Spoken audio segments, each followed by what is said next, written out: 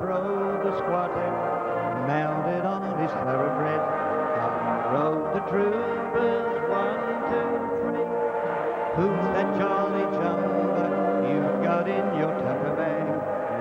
Come a waltzing Matilda with me. Waltzing Matilda, waltzing Matilda, you'll come a waltzing Matilda with me. And he sang as he stole that jumper in his tucker bag. You'll come a waltzing Matilda with me. Up jumped the swagman, sprang into the billabong. You'll never take me alive, said he, and his ghost may be heard as you pass by that billabong. You come a waltzing Matilda with me. All together. Waltzing Matilda, waltzing Matilda, you'll come a waltzing Matilda with me, and his ghost may be heard as you pass by that billabong. You come a waltzing Matilda with me.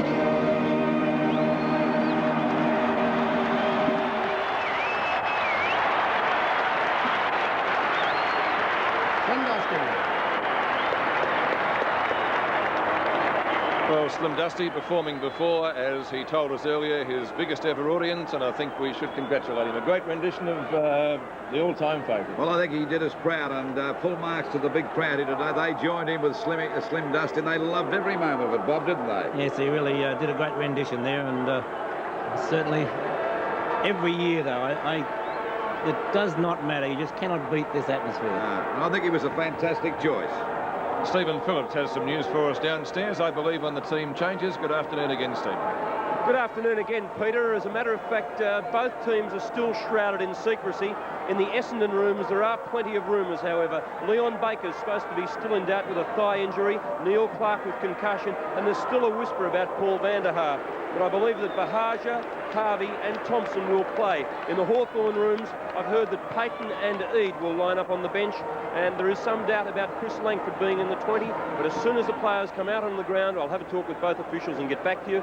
The ground in perfect condition. It's improved dramatically over the last 6 hours. A crowd upwards of 95,000. The league believe there might not be 100 here today, but they're promising a great game. And here comes the Hawthorn side, led by captain and 300-game veteran Lee Matthews. I think this is his 5th grand final. He's played in 2, Peter. Yes, he played in the Hawthorn successful grand final side against St Kilda in 1971. He was there in 76, 78, last year, and again in 84. Bob, I think if you were picking a side, the best Victorian side you could possibly pick to win a premiership, I think Lee Matthews was one of the first players picked. You'd never pick a side without him, no matter what it was for, Lou. And it doesn't matter what age he'd be either. As long as he can run, Lee Matthews is value out on the ground. Let's look at last week when Billy Duckworth did such a great job, but Matthews still kicked 3, or 2 weeks ago, I should say. He still kicked 3 goals and gave away a couple. So if you consider that was one of his lesser days. That's right. And plus the fact that when they were in trouble, it was Lee Matthews that lifted the side to win the game. And that's typical of Matthews, but they have plenty of match winners in their side. We saw Judge do so well, particularly in that first quarter in that second semi-final when he kicked a couple of quick goals. And of course, we must remember there were about 6 players in the Hawthorn side that were down the drain as far as form was concerned too. And Green, the Brereton, Curran, Michael Tuck wasn't up to top form, and we mentioned Matthews, and quite a few others weren't playing that well either, Bob. Yes, the basic lineups of both sides will be very interesting to see, Lou, and just how the selectors see it. Both sides have a wonderful problem. They've got too much talent. Alan Jeans, the Hawthorn coach, who led St Kilda to their only premiership back in 1966. He was on the losing end in 1965 when St Kilda were beaten by Essendon, but coached Hawthorn to victory over the Bombers last year in 1983. That was their 5th grand final success, Hawthorn playing in their 8th grand final, Essendon chasing success at 84, which has eluded them since 1965. I think we should give full marks to the young kids in the cheer squad because they've done a marvellous job of these banners, Bob. They do a wonderful job, don't they, Lou? they add colour to the work that goes into those banners for 1 second of action, really, because that's how long it takes those players to get through there. Sometimes they have a bit of trouble getting through. There's been a cloud over the Essendon side. 3 players in particular, Paul van der Haar, Baker in the centre, and of course Clark that was knocked out last week. That's right. And whether these 3 players play today, well, it remains to be seen. We won't know until I think just before the start, Peter. Yes, quite often they send players out there and they've got no intention of taking part in the match, just to confuse the opposition. Whether it does or not, I don't know. Well, I think the opposition have spies all over the place, whether it's Hawthorn or Essendon. They seem to know what's going on before the actual side that's trying to be so secretive. I think the amazing part is the gatekeeper usually tells you. That's right. That's right. It's starting to rain, Pete. Yes, we have a light shower of rain coming down at the moment. Well, the crowd, of course, can't run for cover, because if they do, they would probably lose their seats, even though they are reserved, and the hardier types would, I dare say, move along. Pete, I don't think the rain will last long. I think it's only a shower, and of course we certainly hope so, because of this big crowd. They're expecting a top game, and I think it'll be a great game here today, the grand final of 1984. Well, Clark's out there. Has some news for us. Yes, Baker is out there. Stephen, let's go down to you again. Thank you, Peter. I've had to talk to both team managers. Essendon, well, they're all fit and raring to go. On the bench will be Harvey and Thompson. Bahaja, Wood and Elshaw didn't make the final 20. For Hawthorn, well, Ian Payton is into the 20. He'll be in the opening lineup.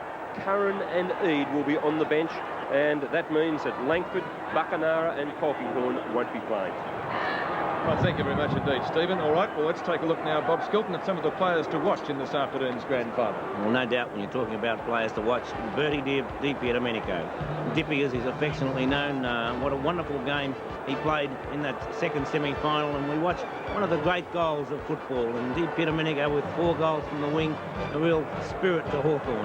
Russell Green, just who picks Russell Green up? Shane Hurd had the job in that semi-final and did a wonderful job. It's the quietest that Russell Green has been, and one would expect Green to come right back from that game, whether Hurd is on him or not, and I think Hurd will be.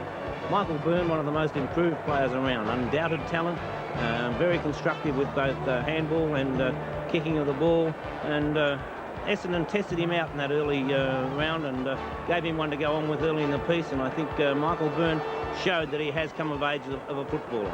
Lee Matthews, as discussed with Lou, would always be there. An inspiration to any side. He may be 33 years of age, but he's not a player that anyone would relish going out to have to handle throughout a game of football. Matthews again, he went back and lined it up and put it through. For Essendon, there isn't any better captain around than Terry Danaher, like Lee Matthews. They both lead by example, and there's no other way than to do just that, and it's Terry Danaher who has led Essendon magnificently right throughout this season and last. And Simon Madden, their number 1 ruckman, probably the most constructive ruckman with his telling ruck work in the league, and he's able to go down to full forward, which releases players like Merritt, and when Madden is at full forward, he's such a danger as well. Bill Duckworth at full back, solid as can be. Stephen, the toss is on now. Thank you, Bob. Tails it is. Look to the Richmond end, that's the left as we look at from our commentary position. The wind out there, of course, does swirl one heck of a lot, so it will remain to be seen whether that is the scoring end. Did you see any of the reserves game, Bob? Yes, quite a bit of it, Pete, but as far as you know, the wind on the MCG, it does swirl around, and you can always score at both ends of the ground. Graham McNaney and Peter McKenna are ready for us downstairs. Guys, what's it look like from your point of view? Well, Peter, what would nerves be doing to the players now? You've been out here in a grand final in front of a huge crowd. How would they be feeling? I mean, 120,000 in 1970. I know exactly how they feel. Graham, many of these players would have had sleepless nights, of course, and they would just be dying for this national anthem to be able to get on with the action.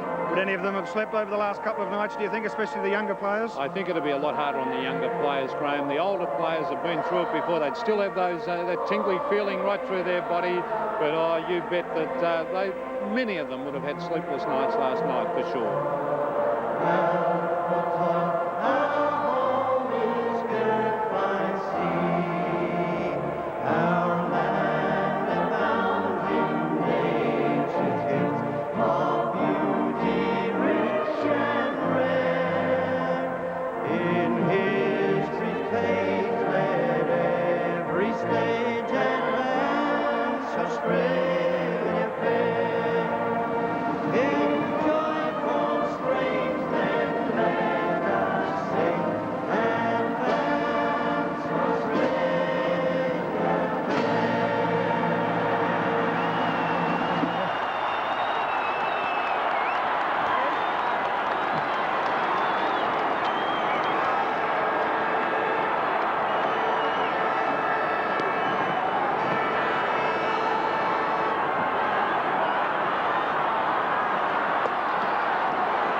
And we welcome at this stage viewers through ESPN in the United States with the news that the weather in Melbourne is cool and a little bit overcast.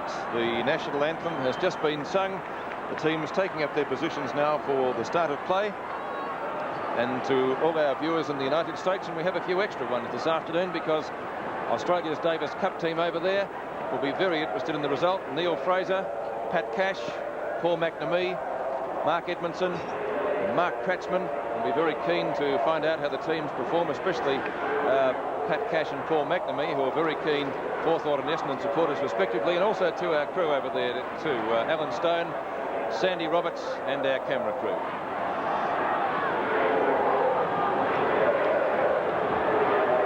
And that's a real bird's eye view, isn't it, up in the light towers? How they got there, goodness only knows. I don't think I'd care to be up there though, Bob. I don't think they'll be there for long. I think something will happen about that, but I can imagine, Bob, this game starting off pretty torridly too. I should imagine they're so keyed up, these players, and sometimes in the grand final, for the first 5 or 6 minutes, we see some pretty rough sort of football. We certainly do, Lou, and the first 5 minutes of the grand final is often not the best brand of football because nerves take over and the tension which has gone right throughout the week and the players are really uptight and don't necessarily play the fluent football that one can expect of them, but that's the pressure of a grand final.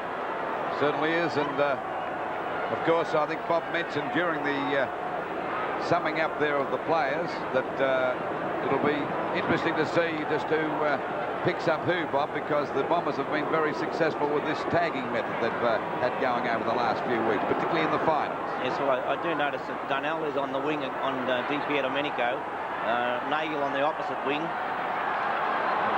Green, I know, has been selected in the back pocket. Duckworth under Matthews, but that's no surprise.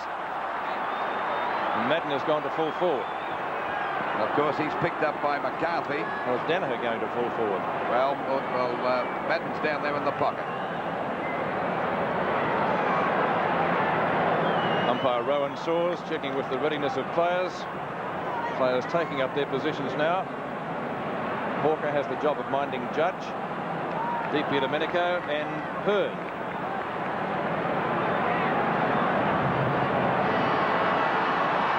And from the Melbourne Cricket Ground, we begin the 1984 VFL Grand Final between Hawthorn and Essendon. The capacity crowd in attendance.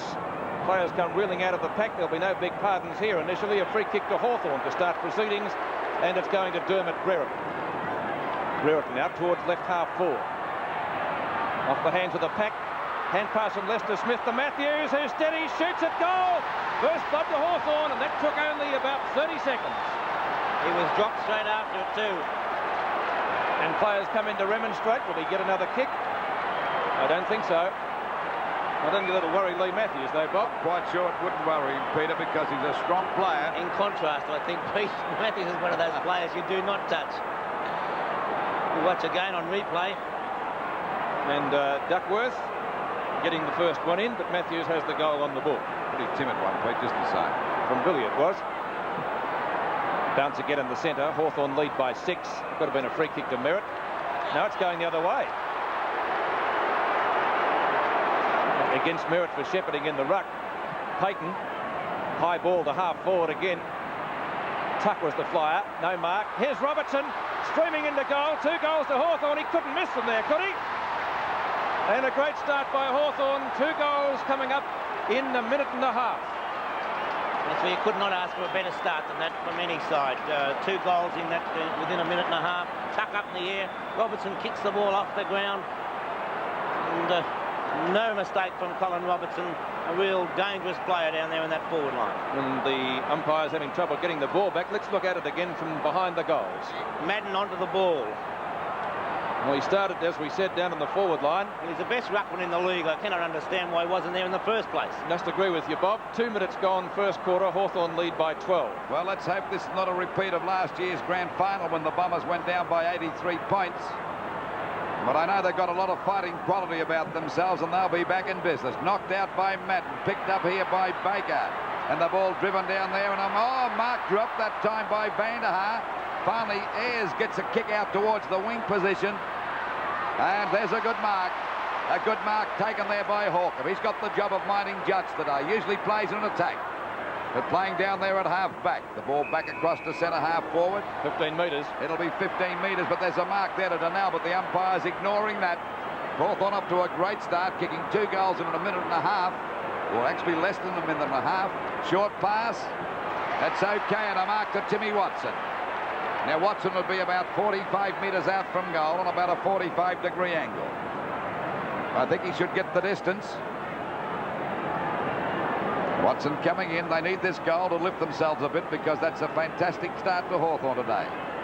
There it is on its way. It's a good kick. It's a beautiful kick. It won't make the distance. Finally forced through for 1 point.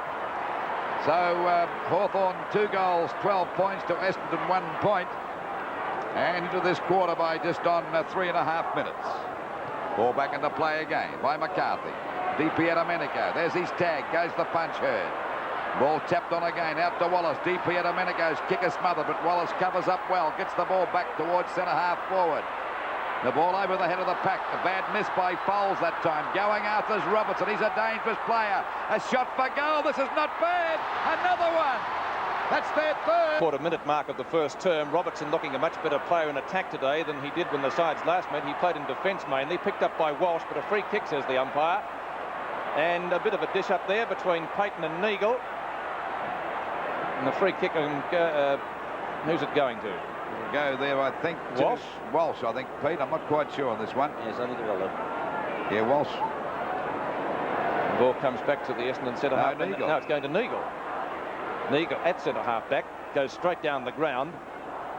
Donnell is the flyer. In fact, 3 Essendon players flew there. Vanderhaar comes down with the ball. Could have got one in the back. The umpire says no free kick. There will be a ball up at the point of the square, just in Essendon's attacking zone. Glenn James having a few words to Richard Loveridge and Frank Donnell. Payton in front. It's won by Madden. A real scramble out there. I think that's Wallace in the bottom of that stack up. At the moment, Bob, Hawthorn the more aggressive side. They're leading to the ball, Lou, and that's the most important thing. They're first to the ball, and they've done well with it. Madden got the tap. Loveridge can't get clear, neither can Ayres. In fact, the ball hasn't moved more than about 5 metres. Now it's socket out towards Watson. Watson up towards left half forward, that greasy practice wicket area out there, and it will be a boundary throw-in. Boundary throw-in, left half forward for Essendon. Merritt and McCarthy. Oh, a good fist away by Russo up towards centre wing. Robertson this time behind Donnell, who fires out the hand pass. And picked up at centre field for Essendon and driven forward. That's okay. The mark taken by Watson, who shoots for goal. It's going close and marked. I think it is a mark by Ayres. Right on the line. He grabbed it about half a metre inside. And he'll get a 15-metre penalty. Yes, just snared it inside. Ayres comes towards the MCC members' side. Merritt went the punch away. Di Domenico grabbed. No free kick to either player. Socketed away by Lester Smith up towards centre wing. Wallace should get there first for Hawthorn. Duckworth, good use of the body, and comes out with the ball. He's caught. Tries to get it to Baker. Likewise caught, holding the ball, and a free kick to Hawthorn. Oh, they're looking good at the moment, Hawthorn. They're really going after the ball. And a free kick will go here to Judge. Judge boots the ball across to centre field, and a mark taken here by Payton. Doesn't waste any time. Over it goes now to Swab. Swab decides to have a shot at goal. There's a chance for another one. Duckworth and Matthews both find a good. Matthews goes down. He was nearly grabbed by the leg. And Loveridge puts it for goals on the board. 24 points to Essendon, 1 point only. Well, let's not forget, Lou, that in the second semi we saw Hawthorn start with 4 great goals early in the piece. As on replay, we see Richard Loveridge, a lovely snap. Once again, Matthews getting the ball out and Loveridge puts it through. Back in the centre again. 24 points, plays 1. And the Hawks are alight at the moment. There's the half-back line for Hawthorn. Knocked out by, well, actually missed that. Finally, it comes back to Madden. He's upended. Wallace gets one a bit high. The umpire says play on. But he's found a free kick. It'll go to Timmy Watson. No doubt Essendon's best player There's so a far. fight. There's a fight. There's a box on. We tipped that out there on the wing position. We'll go back with the play. Byrne. Oh, a great big punch. That was Mew, I should say. Finally, it comes out there to Hurd, a hand pass. Oh, the fight's more interesting The than fight's the still play, I tell going you. on. Players are going over left and right out there as the players out there now on that Well, Madden's reported, you can bet that. Yes, Short- Peyton probably is too. short pass and a mark taken here by Vander. You keep your eye on the fights, boys. Vanderhaar about 50 metres out from goal. Lobs it in the goal square. At the back is Williams. Couldn't grab that one. It's through for 1 point. The Free umpire's kick, found free a kick to Hawthorn. Free kick. Free kick going to Hawthorn down there. Glenn James is at the busiest job, Lou. He's writing an essay. Short pass coming over there to Green. Green kicks the ball, looking for Ayres. Merritt's there, always trying to down him there, but it comes out now to Swamp. Gets it over to Ayres, kicks it off the ground, and it's out of bounds. Well, the Bombers are going in after Hawthorn, but Hawthorn looking the more aggressive side, mainly because they're going at the ball first. Back it goes again. Good play by Loveridge, anticipating beautifully. And there's a mark taken out there by Williams. Williams with a short pass, a bad one. Russo has a bit of a clash here with Watson, and the umpire will ball it up out there on the Essendon half-forward line, about 60 metres out from their goal. Hawthorn, 4 goals, 24 points to Essendon yet to score. 1 point, I should say. Well, that fight certainly livened the fans up.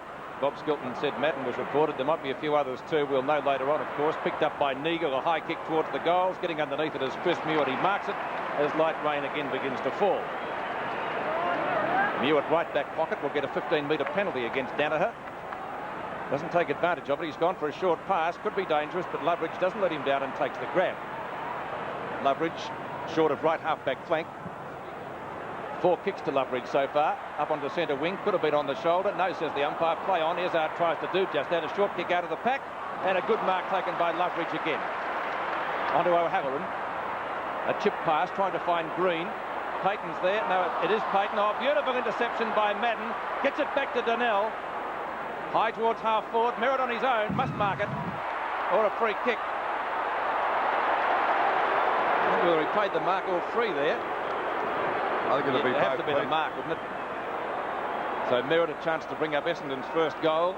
He's about 40 metres out, directly in front.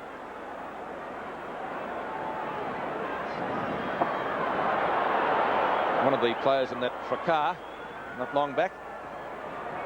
Vanderhaar can't take the mark. Through for 1 behind. Essendon second. And the scoreboard in the 84 grand final, 24 plays 2 in favour of Hawthorn. McCarthy brings the ball back into play, looking for DP Domenico and Hurd. Birdie tries to mark it one-handed. Hurd wins out, jumps over him. Birdie will get the free kick though at left half-back. Good decision. Free kick to DP Domenico. 15-metre penalty against Hurd. Another 15 minutes, that 15 metres. And they're certainly going for the doctor today, the umpires. They want to get on top of these players. DP Domenico on the wing position. There's the kick well over the half-forward line. It's a long kick. Tuck coming in. Got the mark. A great mark to Michael Tuck. And a 15-metre penalty too. Yes, this brings you within about 25 metres of the goals on a bit of an angle, but not a difficult shot. That was a great mark to Tuck. Waiting on Tuck now from about 25 metres out. Let's see what Michael Tuck can do with this one. They've kicked 4 straight so far, Hawthorn. There it is, but he's off target and it's through for 1 point. So Hawthorn go on to 4 goals, 125 to Essendon 2 points only. Into this quarter by just on 12 minutes as we wait now for the ball to come back into play. Duckworth drives it out here wide to the flank and the mark taken there by Walsh. It'll be a free kick too against Brewer. 15-metre penalty. They're dishing a few of those out. Well, they're trying to get on top of these players. They want to know who's boss. There's a short kick to Madden. He tries to pick it up, the big fella. He finally does, over to Fowles. Good play by Madden. But there's Lester Smith coming in to take an easy mark against Donnell. He got a 15-metre penalty against him. He should get 30. Umpire. He will. He's got 30. Russo really on the job there, and James doing equally as well. By Saws. Saws, I should say. 7 15-metre penalties already, Pete. There's the kick on its way. Up there towards the full forward position. Byrne in the front posse. Couldn't hold the mark. Matthews comes in. Oh, they pile in. Down goes Hurd. He got one in the back from DP Domenico. And the umpire will play a free kick to Hurd down there in the back pocket, doing a pretty good job on DP Domenico so far.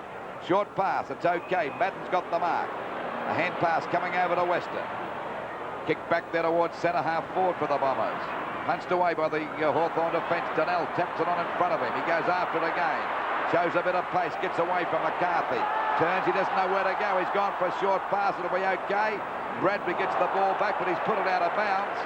Looking there for little Williams, but off target that time, and the ball out of bounds, about 60 metres around from the Essendon goal. Ball back into play again. Down goes McCarthy. A hand pass coming out that time from Russo. It's Ayres driving the ball back there. It's a bad kick picked up by Clark. A chance now for Neagle. Goes for a long hand pass out wide to Bradbury at half forward. Bradbury straightens up, goes for the long kick. A chance for Baker to mark. Baker and Green both go down. Ezard couldn't pick it up. Picked up now by Danaher. The kick doesn't travel any distance. Little Ezard's got the mark, but the umpire called play on a hand pass. Coming back now to Clark. A shot at goal. And a mark in front of goal there by Baker. So here's a chance now for the Bombers to score their first goal for the match. He's only about 3 metres out from goal. On a bit of an angle, but he should get this one through for their first. And we're just over the 14-minute mark of the first quarter of the grand final of 1984. Kick on its way. There it is. And that's a goal. The Bombers first. So it's Hawthorn 4 goals, 125 to Essendon 1 goal to 8. Leon Baker, always a lovely kick as we watch on replay. Ezard misses it. And Danaher's kicked straight up in the air. Ezard and Danaher almost spoiling each other. And Ezard eventually getting the hand pass through to Clark, who actually miskicks it and straight to the arms of Baker. Baker kicked Essendon's first goal last week. In fact, he got 3 in the first quarter. 25 plays 8 of the 84 grand final. Knocked away by Payton, but picked up for Essendon out there by Clark. Clark's kick is a high one out towards centre wing. 2 Hawthorn players could have spoiled each other, but Wallace comes down with the ball. Wallace to half forward, and Matthews in front, can't take the mark. Picked up by Folds. He's caught. Judge threads his way through the pack, looking for the hand pass to Wallace and gets it. Wallace's kick is a poor one. And Duckworth, that was the evener upper. It could be reversed, that free kick. It could be reversed. Wouldn't be at all surprised. Watch again on replay as Duckworth takes the mark. No. Well, that was the square off for the one before. No love lost between those two, but I dare say they have a healthy respect for each other nonetheless. That'll be a free kick to Watson, sure. No. Watson, nice throw. Ian Nicker would have been proud of that one. Down towards Neagle. Well caught by Tuck, but there's a wrestle behind the play again. It'll be a free kick to Hawthorn. It'll go to Russo. Bombers scragging a bit, Bob. It'll go to Tuck because Russo was hit after he got rid of the ball. So Tuck to take the free kick. At right half forward, he's gone for a short pass. Schwab on his own takes the easiest of marks. Schwab, right half forward flank, about 75 metres from goal. Ball into the full forward pocket. Judge was the high flyer. And we'll see a bounce just off the edge of the 10-metre square. Certainly a very fiery opening, but we expected that. It was the case in the reserves game here this afternoon. And certainly the case in the seniors as well. It'll be a free kick to Essendon for on the shoulder and another 15-metre penalty, I should think, which will bring the Essendon player concerned. I think it was Madden to get the free, up to centre-half back. Madden appeared to have his number taken before. Then again, so did a few others, but we'll have to wait on that until after the game. Madden with the free kick from centre-half back.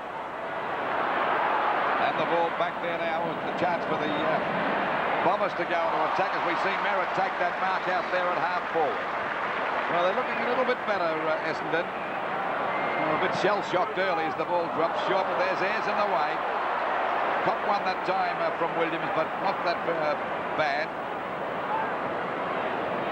Ayres comes out to the members' side of the ground looking for Lester Smith, and he's found him, and Lester Smith has got the mark at half back.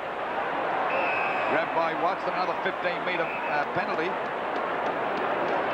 Certainly been plenty of those handed out today. The ball shot back there towards half forward. Oh, great mark to Wallace. Wallace at half forward, looking for a couple of leads, goes for a short pass. It's all right, and Matthews has got it. Got away from Duckworth.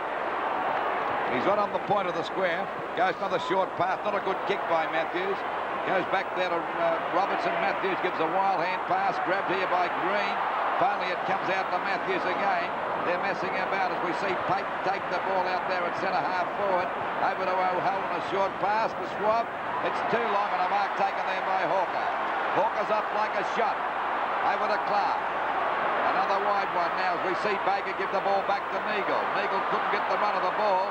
Finally, the ball comes back to Loveridge. He's down. The umpire's found a free kick, and the little rover will take that free kick around about the centre field. What a tough game this is. Well, it's real old-fashioned football. We see Green go for a long kick, and it's a beautiful kick down there, but Duckworth couldn't hold the mark, but he batters up the second time, picks it up very well, goes for the boundary line, and it's too long, it's out of bounds. So it'll be a penalty free kick to go to Hawthorn and half forward. Into this quarter by just on 19 minutes, and Hawthorn are 25 points to Essendon 8 points. Duckworth in front. Oh, great mark to Byrne. Too tall for Duckworth. Hawthorn are looking good, a very strong side. As we wait now for the big fella Byrne from about 30 metres out from goal. There's the kick on its way. It's a high one. Won't quite make the distance. The pack. Oh, there's a great mark to Brereton. And a beautiful mark. Right in the middle of the pack.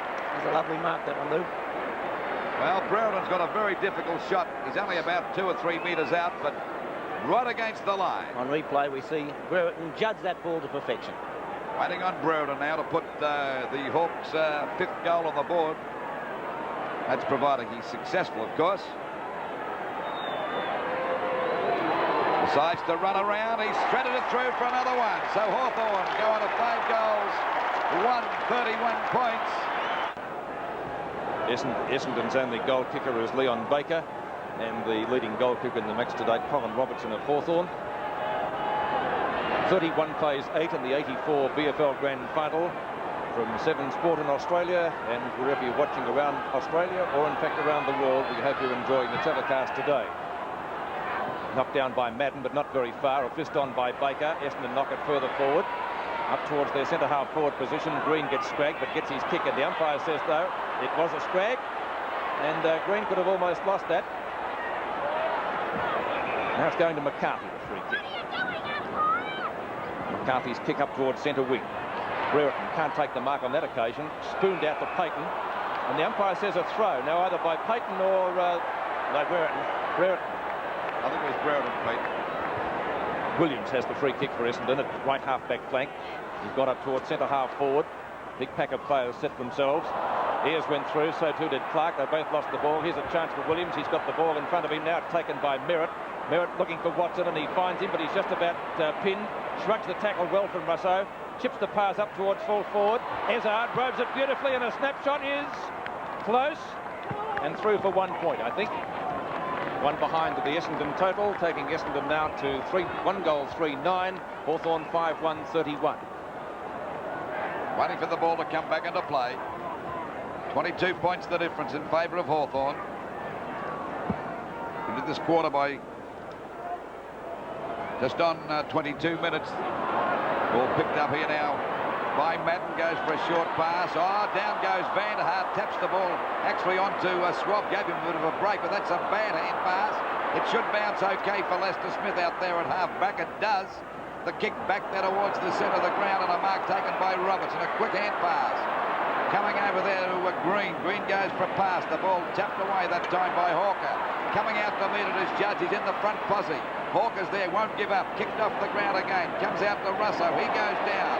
It'll be against. No, it's out of bounds. I thought it may have been a free kick against Duckworth, but the umpire said no. I thought it might have been a trip ball. Yes, I think it was, Lou, but the umpire not in position to see that one. Waiting for the ball to come back. Madden and Payton to do battle there. It's tapped over the back of that. I think Payton might have got that out. Wallace and Robertson messed each other up, but Wallace recovers okay, gives the ball back to Mew, and Hawthorn go back into attack. Byrne got under that one.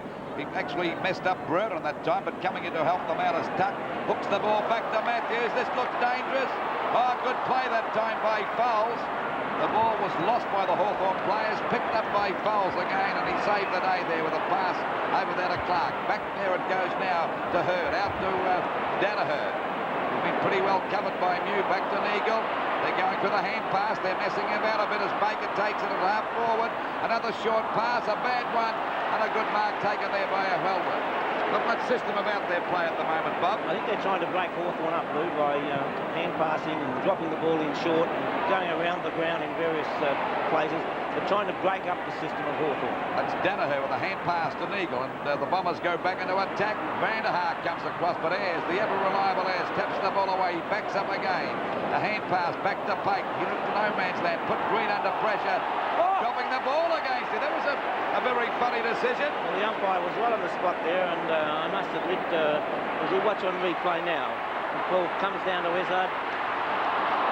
But he's up target, and he's put it out of bounds on the full. He had the chance of a lifetime. By golly, O'Halloran went in after Van der Haar that time as the ball comes back into play by Ayres. Hurd still doing a great job on DP and Domenico, and the umpire's found a free kick. It'll be against DP and Domenico. It'll go to Hurd there on the half-forward line for Essendon, about 65 metres out from their goal. Hurd to take the free kick. Astonell comes off the ground. Mew. 15-metre penalty. Essendon have given away a few of those. 7 Essendon and 3 Hawthorn. The stats on that so far. Schwab can't complete the mark. Hawker comes out with the ball. Good tackle by Wallace. In goes Hurd. Just about drags Wallace's head off, but no free kick for that. He's paid holding the ball. And Terry Wallace asks the question. Williams gives the ball back to the Essendon teammate in Hurd. Another 15-metre penalty that makes it 7-4. He's doing a great job on DP and Domenico, Bob. Yes, he is, isn't he? Harvey on his own. He's just come on, so he was loose. Payton, yes, marks it, third try. Ian Payton at full back. Goes wide towards the practice wicket area. Schwab and Williams. Schwab is caught without the ball. Play honours the call. Robertson does. The advantage rule being paid by the umpires. Tuck sets himself for the mark and gets it. And Matthews collects Bradbury in the meantime. And Bradbury collects Matthews in the meantime. And gets 15 for it. He was the one that got seen. Matthews didn't get seen. And that's a little bit of experience for you, I guess. That's the one that he didn't see. This is the one that he did. I think Lee helped things along too. Yeah. Michael Tuck from 50 metres out. Shoots at goal. He's kicked 1-1 so far now, Tuck. And Tuck puts through Hawthorn's 6th goal, 6-1-37, Essendon 1-3-9. Well, certainly aided by that 15-metre penalty, but Michael Tuck in the replay shows Colin Robertson put the ball out to Tuck. The juggling mark held by Tuck, and now he's from behind the goals. Michael Tuck lining it up. And goal number 6. 37 plays 9 at the MCG in the VFL Grand Final. Payton tries to charge through, went without the ball. In goes Harvey for position number 2. He gets offloaded for his trouble. The ball out wide towards centre wing. Bradbury and Tuck racing for it. An even money bet that one. The ball beating both of them over the boundary line, and we'll see a throw in as Bradbury decides to go on with it. 6 goals, 137 Hawthorn to Essendon, 1 goal, 3, 9 points. Into this quarter by nearly 27 minutes. Ball knocked out again. Picked up by Bradbury. The ball driven out towards that Bomber half-forward line. The ball hits the deck. Coming in to meet it now is Baker. Played so well last week.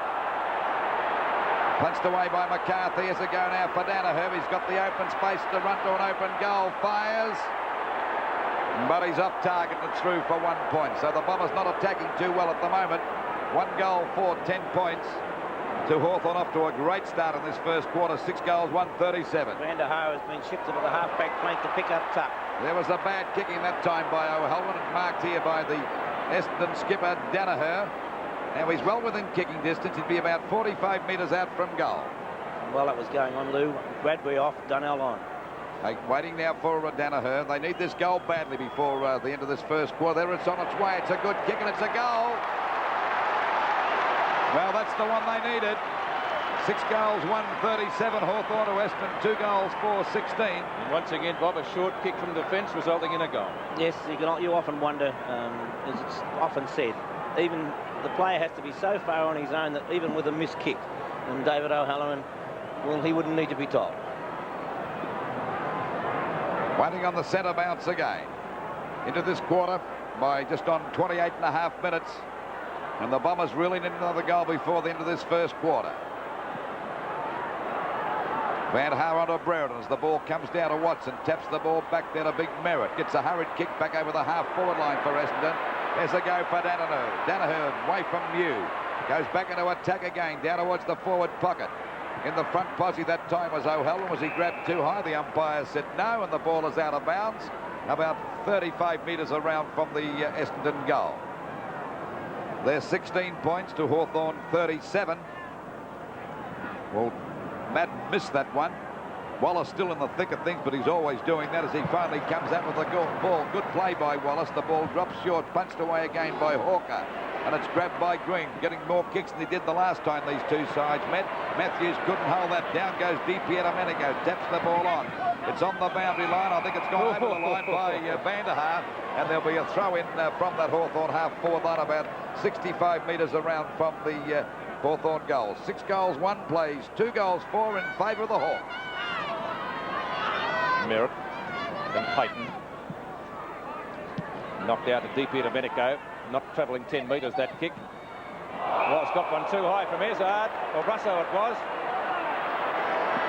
And there's the siren.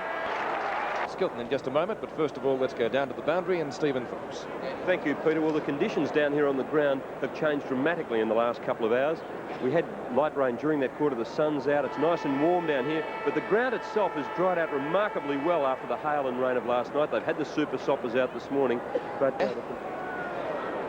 And umpire Glenn James coming out with the book to tell Madden that he's reported. The 1984 VFL Grand Final, Hawthorn leading 37 points to 16 before a capacity crowd at the MCG. Umpire Glenn James comes in to bounce the ball. Madden and Payton, won by Madden. A mammoth knock away up towards centre half forward. A chance for Essendon here. Schwab, though, gets in the road for Hawthorn. He's gone for a pass up towards centre field. Oh, the old let-it-go trick. Payton did, picked up by Folds. Folds out for Hurd on right centre wing, and the Bombers will swing into attack. Watson saying, no one chasing you, and there isn't. He's gone for a pass, and that's okay. Harvey takes the grab. He's gone for a pass in turn. Up to Donnell, who shoots at goal, and he's got it. 1 point. And that's what Essendon wanted, a goal to start proceedings, but I think they'd be quite happy with the forward thrust. 20 points the difference. Doing a great job out there, Hurd. Gary Ayres this time will bring the ball back into play. I don't think he'll go for a short pass. He hasn't. Baker, Bradman not in possession, and Baker will take the free kick for the Essendon side at left half forward flank. 6 kicks to Baker. The hand pass a little astray. DiPierdomenico crashes through Clark, but he went without the ball. Chance for Essendon again. It's Neagle taking the hand pass from Hurd. He gets decked. Up towards half forward, and the Essendon mark is taken out there by Watson. Watson at right half forward. He's gone for a pass. Hawker on his own. It's bad play by Ken Judge, allowing Hawker to run down the ground. And whether you're on the forward line or not, you have to be defensive when the opposition has the ball. And the Hawthorn runner going out straight away. Hawker about 35 metres from goal. Only a slight angle. Wind behind him, and the ball is through for a point or out of bounds. It's the former, so Essendon opening the scoring in the second term with 2 points to make the difference now 19 points at the 2-minute mark. Ball back into play again, out there towards the centre half back position. Oh, there's a good mark to McCarthy. Still the difference, 20 points, 15-metre penalty. A hand pass coming over to Russo. Russo looks for a lead, coming out to meet it is Brereton, couldn't hold that mark. Well backed up that time was Van der Haar. He's pushed over the line to get a free kick against Brereton. Play on. Now the umpire's called play on. Short pass coming over to Harvey, back to Watson. Watson goes for a pass, it'll be all right, I'd reckon. Yes, a good one there, and Madden's got the mark. Centre half forward, doesn't know where to go. He's lost, it goes back to Ezard. A wild one out now to Clark. Clark fumbles. He straightens up now, fires at the goal, but he's off target, and it's through for another point. Essendon looking a lot better. They're bouncing back. You can feel that. 6 goals, 137 Hawthorn to Essendon 2-7-19.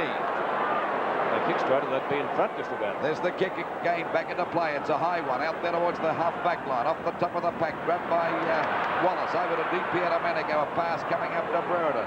Grabbed by Matthews. He's looking good as he gives a hand pass to Judge. Judge gets the ball back to Wallace. Backing up well. Back to Judge again. This looks like a goal to me if I've ever seen one. There it is. It's a beauty. Oh, there's a box on there between Judge and Duckworth. Billy Duckworth trying to ruffle them up a bit, but it's 7 goals, 143 to Essendon, 2 goals, 719. Glenn Jones having a word to players, and we watch on replay as Judge gets the hand pass to Wallace. Back to Judge. And Judge, no mistake about that one.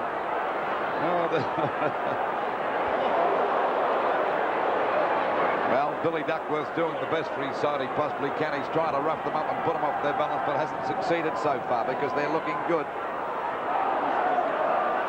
Centre bounce again. Knocked out by Madden for the second time. Harvey comes in, gets a hurried kick. It's a grubber. Backing up well as Lister Smith kicks the ball high out towards that wing position. Loveridge couldn't hold that one, but backing up as usual is Tucker. Hand pass to Wallace. He's playing a great game. Over to Brereton. This could be another one, but he's off target this time. And it hits the point post and it's out of bounds. On the full, a penalty free kick to go down there to Weston. Weston at right back pocket to take the free kick for Essendon. 7-1 plays 2-7. So Essendon actually with one more effective scoring shot. Over the top, mark taken by Byrne, and could get a 15-metre penalty. No. They've certainly dished out a few of those today, haven't they? Byrne from left half forward. Couldn't score from there. Off the hands of the pack, and the ball rolling over the boundary line. We'll see a throw in left forward pocket for Hawthorn. Approaching the 5-minute mark now of the second term. 43 plays 19. 1984 VFL Grand Final live on the 7 Network and associated stations throughout Australia. Robertson fumbles, Wallace doesn't.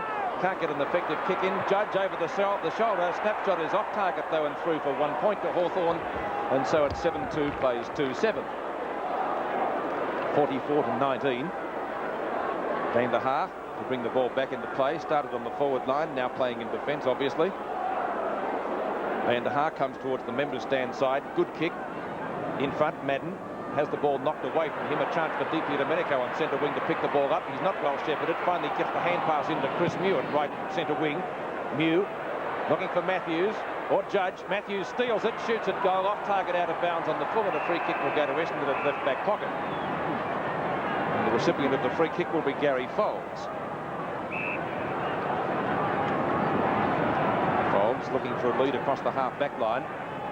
Can't find any. Goes long. Brereton on his own. Great mark. Great mark to Brereton. A dangerous player. Didn't play so well in that second semi-final. He's gone for a short pass. The little fella's got it. Loveridge with the ball now, about 30 metres out from goal. They're going directly at the ball, Hawthorn, and of course it's paying dividends. Loveridge going for Hawthorn's 8th goal, and Loveridge, I think this will be his 2nd goal. That's if he's successful, but he's off target this time, and it's just about out of bounds on the full. Yes? That's 3 out of bounds on the full in the last 2 minutes. Penalty free kick down there to Hawker. The ball back into play again. Domenico and Hurd having a great battle out there. Down goes Domenico, cleared away by Hurd. He's on top. Danaher tries to crash through the pack, but he's grabbed by 2 of them that time. Couldn't get clear. The ball tapped on by Clark. Intercepting beautifully that time as Ayres. A long hand pass out there to Russo. Another one coming to Green. Green fumble, tapped the ball on. Backing up as Danaher. He's lost it. He goes down. Grabbed by Domenico. Tuck tries to get it out. Plenty of fumbling. Kicked off the ground by Byrne. In goes Big Matt, but he's too slow to pick that one up. Finally grabbed by Walsh's grab. The umpire said no, he had no hope. It was a good tackle by Brereton, but he had no chance. And the umpire will ball it up at half forward for Hawthorn. It's about 65 metres out from their goal. They're in front by 25 points. It'll be a free kick against Byrne. Van der Haar back on the forward line now, Luke. Well, he wasn't doing too well there in defence, but they need someone up there in attack also, Bob, as we watch Matt drive the ball back towards the centre of the ground. But there's Swab got under that one, and young Harvey's doing pretty well since he came onto the ground. Hooks the ball round, looking for Merritt. It's too long. Coming in to meet it now is O'Halloran. Goes for a long hand pass. It'll be okay. finally grabbed by Mew. Nearly caught one from Neagle, but he shrugged him up. Goes for a beautiful pass, and there's a mark to Lester Smith. Lester Smith at right half forward flank. No one chasing. Harvey's still about 10 metres away. He'll be blocked. Lester Smith keeps going. He could just about score. Shoots. It's coming round, but again out of bounds on the full, and that's 4 out of bounds on the full in the last 2.5 minutes to Hawthorn. Well, they're wasting a few opportunities after playing so well to get the ball down there, Pete. Weston at left back pocket. Lobs it high, looking for Madden, of course. Madden has it punched away from him. Brereton's there for Hawthorn, fires it out to Green. Green in turn a high kick towards Matthews. 2 Essendon players are there. Tuck steals it from them. Up towards Judge and Bradbury. Neither can take the mark. Loveridge runs into trouble. Matthews out of bounds on the full. That's 5. Well, they don't want to kick goals, Hawthorn. But full credit to the Essendon defence. They're putting them under plenty of pressure. And Weston again. Same spot as he was a minute ago. Brings the ball back into play once more. Looking for Walsh this time. Over the top. Brereton could have got into his back. The umpire says it's a play-on call. I don't know how he can. It's a high tackle. Well, I must admit I didn't see that. And Kevin Walsh could have given away 15 metres. In fact, he has. That's very silly, Bob, isn't it? I think it was a bit of an accident, that one. I don't really think that was the 15-metre, the free kick, but I think he meant to throw it back, but in his anxiety to get back and pick up his man, it didn't go to him. That's not a bad sort of a kick, going pretty close, touched right on the line, I think. Yes, it is. And so 1 point, 7-3 to 2-7, 45 plays 19.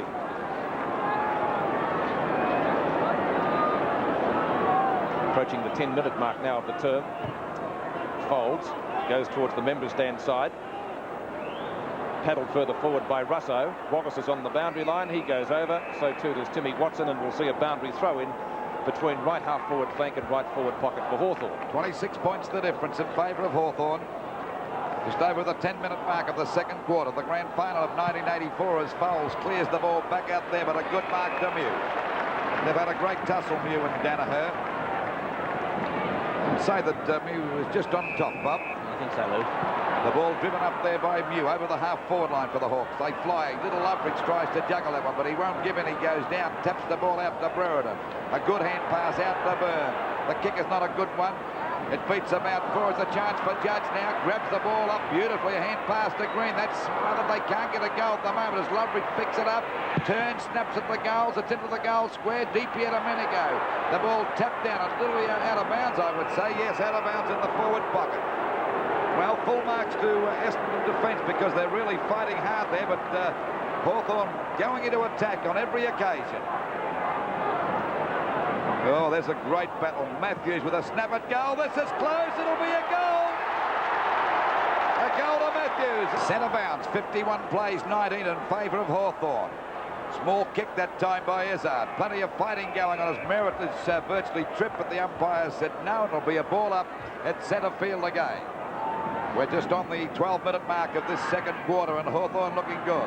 Madden down there in the forward pocket as the ball is... Oh, there was a high tackle that time to Baker. And we see Hurt and deep here a minute ago, and Hurt actually had a go at Robertson too, but the free kick to go to Baker right on the edge of the square. And Merritt just gave Robertson one to go on with. Yes, he did too. The umpire didn't see it. Baker.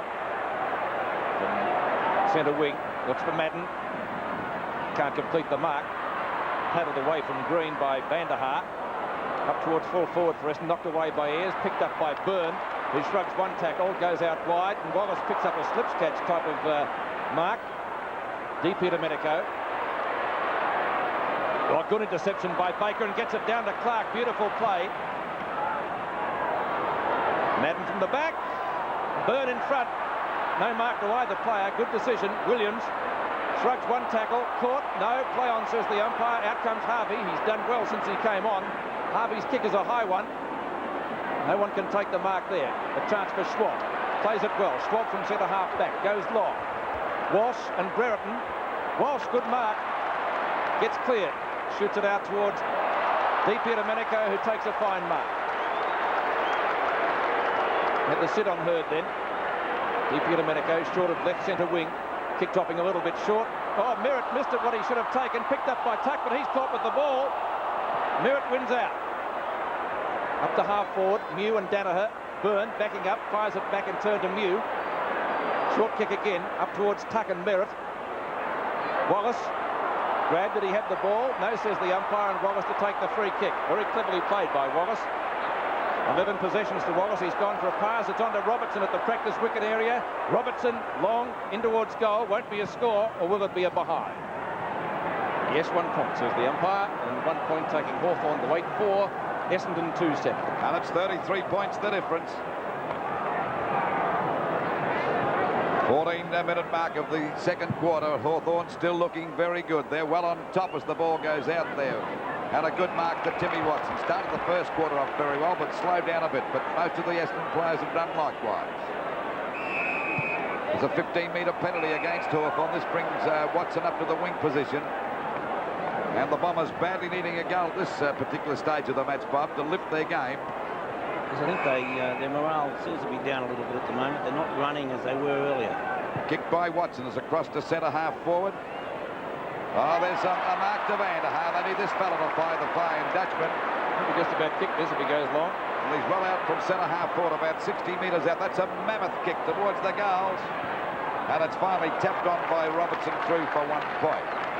So the difference now 32 points. 2 goals, 8-20, plays 8 goals, 4-52 in favour of Hawthorn.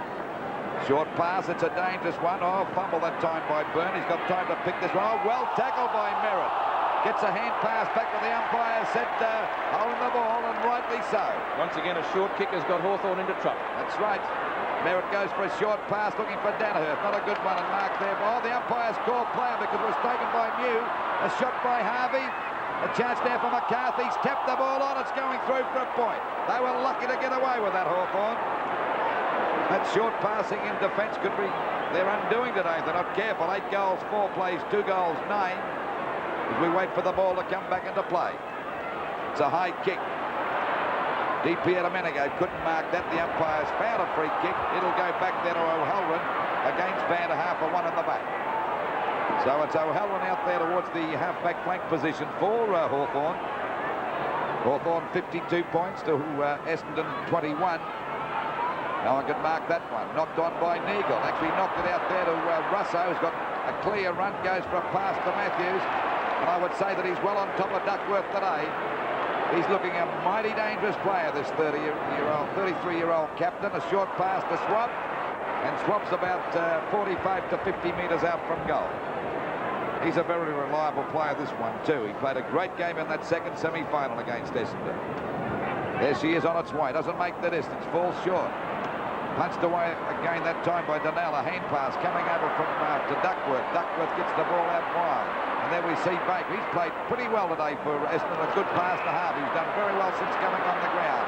To Clark. And a little Ezard's grab. He's gone without the ball. Well played by Lester Smith, but he can't get up. Finally, a hand pass comes out to Green. He was put under pressure. He got one too high. And Green will take the free kick. The Bombers are tackling a bit high. And, of course, Hawthorn are reaping the benefit with the free kicks. The ball finally over the half-forward line for Hawthorn. Players set themselves. Tuck's got it. It'll be a mark to Tuck. He's only about 40 metres out from goal. They're playing with a lot more confidence than Essendon. And Tuck's already kicked, hasn't kicked a goal. Now it's a free kick against Tuck. Hawthorn crowd not too happy about the decision. Taken by Merritt. Robertson.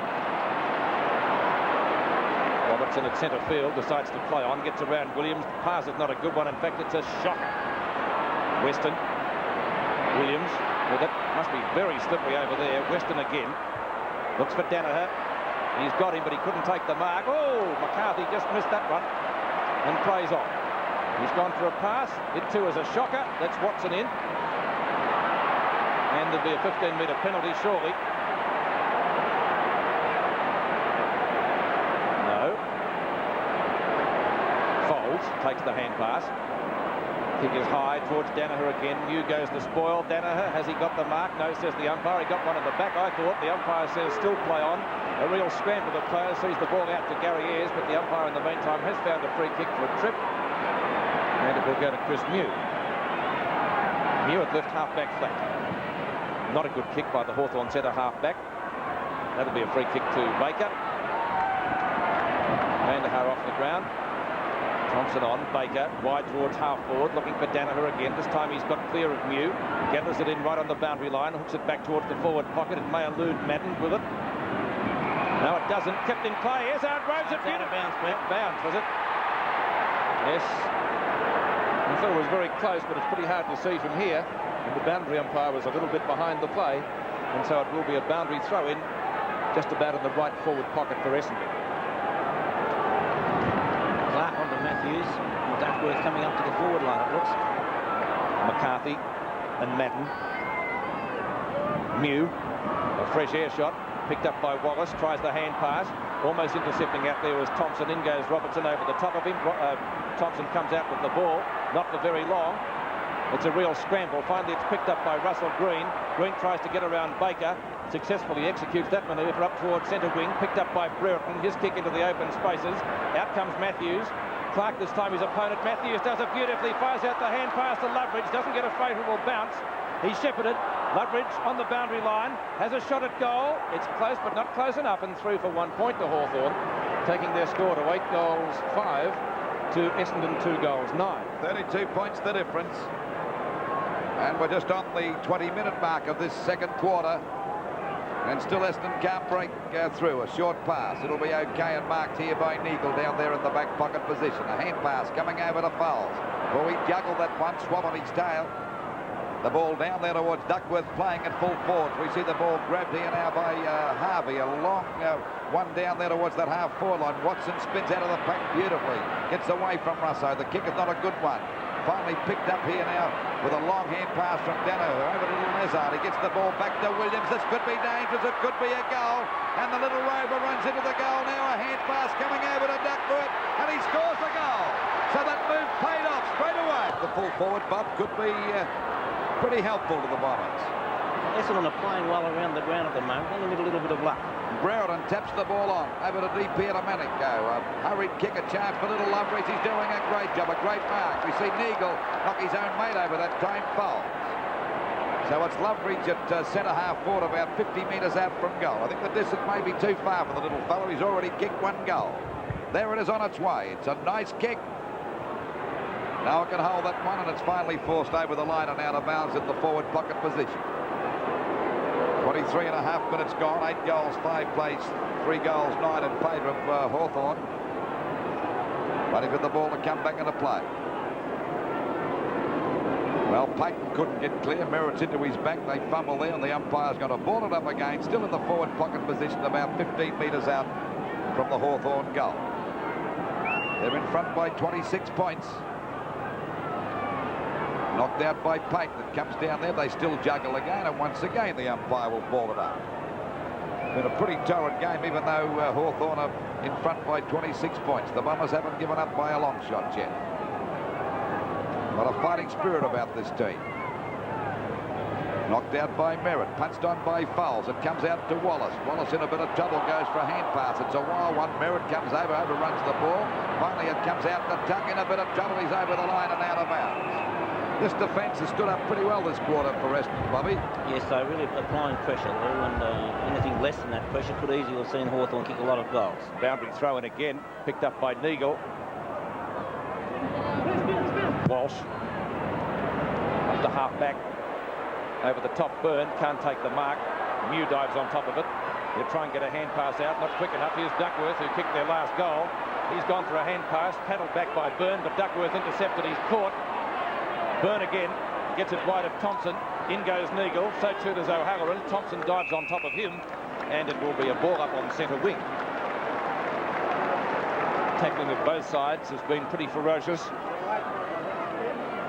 A bounce on centre wing. 23 and a quarter minutes gone, second term, knocked away by Michael Byrne, who's there, folds for Essendon, leads Robertson in the race for the ball. Lester Smith, he's been fairly quiet today. Robertson paddles it out wide to Tuck. Tuck in turn tries to find a teammate, but Merritt's there. Neagle. Short pass, Thompson. Essendon looking a little bit better. He'll try and find Harvey. Doesn't get a favourable bounce, Harvey. In goes Schwab. It's an Essendon free kick. 9th possession since he came on, Harvey. So, as I said, he's done well, and look at that for disposal. Danaher. Ezard. He won't get caught. He shoots at goal. It's close, but not close enough. And through for only 1 point to take Essendon now to 3 goals, 10 to 28 points. Essendon, Hawthorn, 8-5-53, and Harvey is limping a little bit. 15-metre penalty on the kick-off line.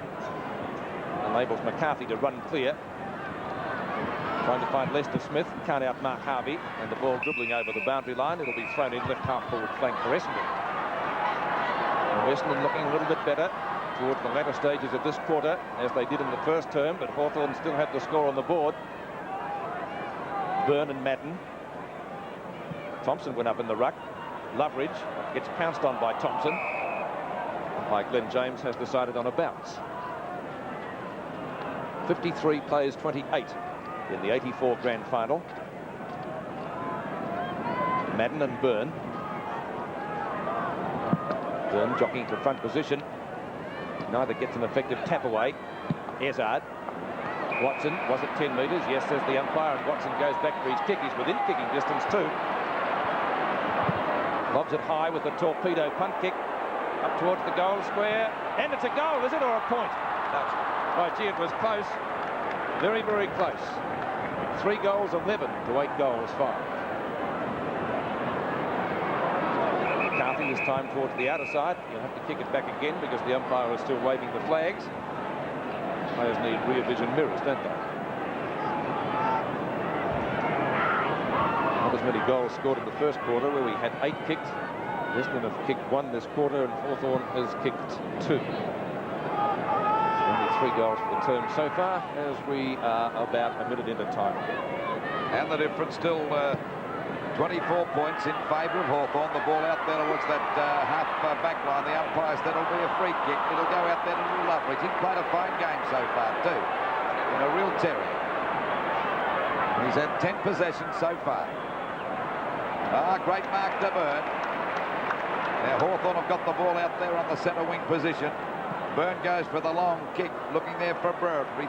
That's a good mark to Brereton. Brereton at half forward, about 55 metres out from goal. Gone for the long kick. They all fly, and it's finally forced through for 1 point. So it's 25 points the difference. 8 goals, 6 plays, 54 to Essendon, 3 goals, 11-29. There's a pass coming out there. It'll be OK. Baker's got that one, and he's been a great player today for Essendon, Bob Baker. You see and Wallace are both doing a good job for their sides. Short pass, it'll be OK. Nearly went off the mark that time. Hawker, the umpire, gave him the benefit of the doubt. He was off. And Hawker takes that on the centre wing position. Boots it across to centre half forward. Players set themselves. The ball off the top of the pack. Little Ezard couldn't get clear. They pounce on top of him. DP and Amenigo goes down with the ball. That was like a rugby tackle that time. And the umpire will ball it up on the edge of the square. Free kick. He's going to give a free kick to DP and Amenigo. Probably got it too high. Possibly in the head. Running on DP and Amenigo to send the ball back towards the Hawthorn half-forward line. It falls a bit short. Walsh dropped one. Merritt tried to kick it off the ground. This gave Lester Smith a chance, but the umpires found a free kick to the big fella Merritt, plus a 15-metre penalty. This will bring him right up to the wing position. Well, Hawthorn looked as though they were going to run away with this game, but you've got to give Essendon a lot of credit because they're really fighting back. They badly need a goal here now before half-time to get themselves really back in the game for the second half. Ball hits the deck. Watson couldn't pick that up. Swab gets a good hand pass. Good play by Swab as he gets it out now to Russo. Looking there for a lead. It's gone wide out towards that flank. Going after it now as Weston. They hardly spotted him today. He gets it over to Hawker. The ball is finally kicked out there towards little Ezard. And there we see little Loveridge grabbing it over towards Russo. He's well tackled that time, and the ball is out of bounds. Yes, the crowd appealing for holding the ball that time, but I don't think Russo had much chance at all. Ball back into play. Merritt and Byrne. Grabbed at the back of the pack by Watson. He lost it. Hurried kick by Wallace out towards DP and Amenigo and Hurd. It's Hurd in the front posse. He's grabbed. Tries to get the ball back. It's finally cleared away by Hawker. Back there towards Danaher, who grabs the mark. Good play by Danaher. This fella never gives in. It doesn't matter how badly he's going in the early part of the game. He goes for a short pass. It's a bad one. There's the siren to end the second quarter, and 8 goals, 6:54 to Western, 3 goals, 11:29. And I think we're standing by for a start.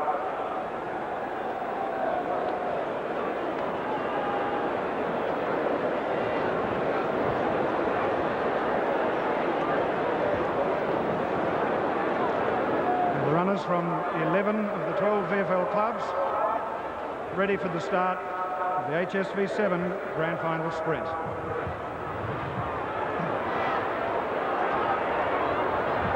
Runners are on their marks.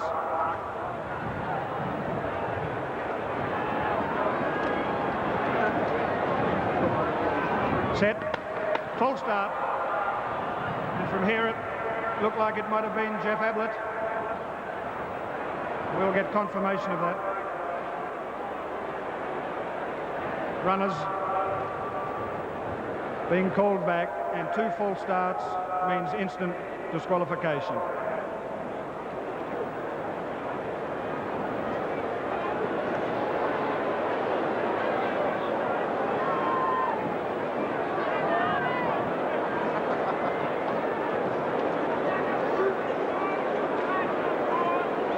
So, ready for a start again.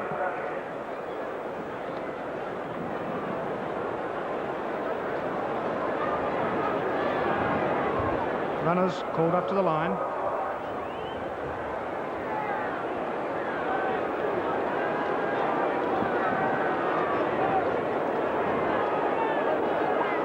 Set and away. Ablett started well. Mullane running very strongly next to him. So is Richards in the middle of the pack, but it looks like Ablett and Fashini, 25 metres to go, and Cox running strongly down on the outside. Cox and Ablett.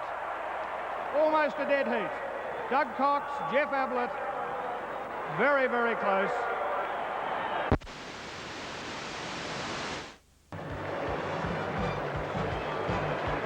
Back here at the MCG, the scores at half-time in the 1984 Grand Final. Hawthorn 8 goals, 6:54.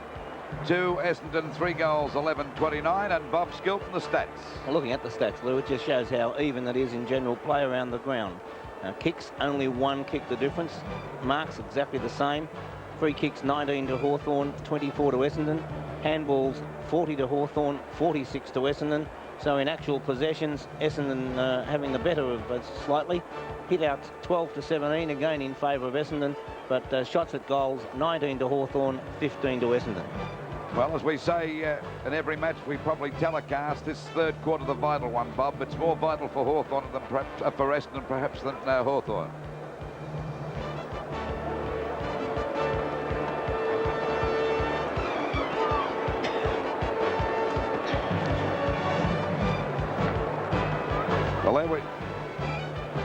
Well, there we see a shot from our camera in the light tower, I think it is, and of course that's a magnificent view, and the Melbourne Cricket Ground did have a bit of trouble getting these light towers up, but eventually they're getting into place now, and they'll possibly be ready for the cricket season. We certainly hope for the night cricket, but there's a fantastic view. We can see just about on the left of the screen, that's the proposed site for the new tennis courts that are going to be a sensation too, I should imagine, Bob. And right there in the background you can see the bay fading out of the picture, but that's the shot from the light. 6 marks, so he's done fairly well and would be one of Essendon's better players. Up towards the full forward position. Merritt, Mew, none can take it.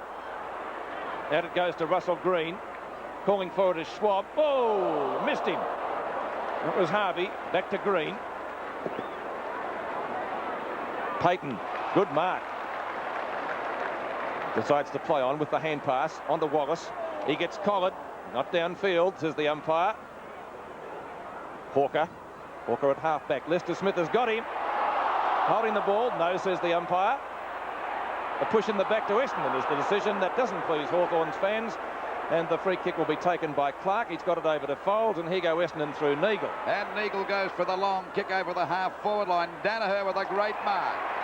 Well, even though Mew's played fairly well, he's giving Danaher a lot of latitude, and that could be pretty dangerous from Hawthorn's point of view. Danaher from centre half forward goes for his second goal, but he's off target. Merritt comes in, the big fella's got it. Thought it might have been over the line when he grabbed that, but the umpire said no. Looked about 10 feet over the line. It did. Merritt right on the boundary line. Watch on replay. No, I think he's grabbed it inside. No, he's got it inside. I think the boundary umpire was in perfect position to see it. Merritt. The difference, 26 points. This will make the difference if he's on target, 20 points. And this will give the Bombers a real chance in this grand final of 1984. He just about played on there. There he is firing at the goals, but he's off target and through for 1 point. So it's 25 points the difference. 8 goals, 7-55 Hawthorn to Western, 3 goals, 12-30. Into this third quarter by 3.5 minutes. Ball back into play again. DiPiero, Domenico and Hurd. They've had a great battle. I'd say the honours are in favour of Hurd as DiPiero, Domenico knocks the ball on and the ball is out of bounds up towards the centre wing position. The Bombers badly needing a goal. Payton and Madden go for the knockout. Well, neither got advantage that time. It comes back there to Swab, gets a hurried kick. It's a high one, doesn't travel much distance. Thompson went the punch, picked up by Little Harvey. He's doing a great job since coming out of the ground. Baker overruns the ball, but Danaher picks it up, fires at the goals. It's a long shot, charge for Duckworth. He flies, but it finally falls through for 1 point. Duckworth hit the post too, I think. So it's the difference now, 24 points. 55 plays 31. Ball back into play again. Oh, there's a bad kick.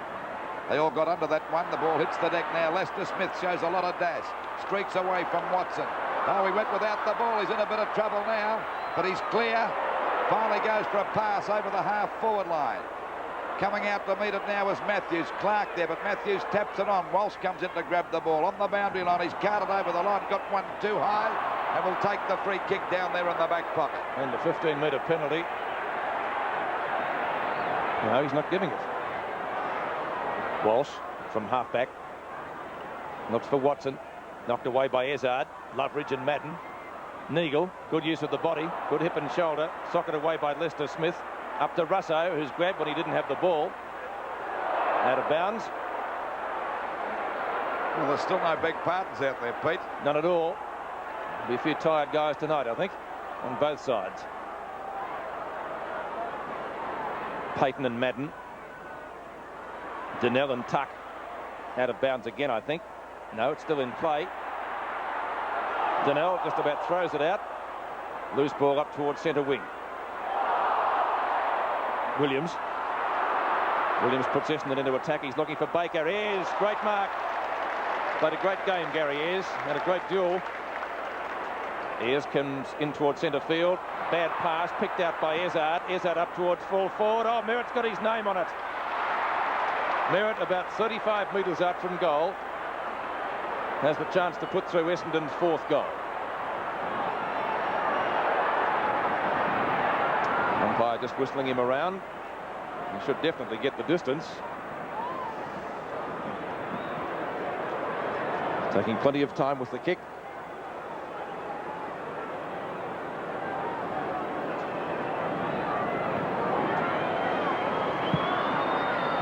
He's hooked it a little bit, I think.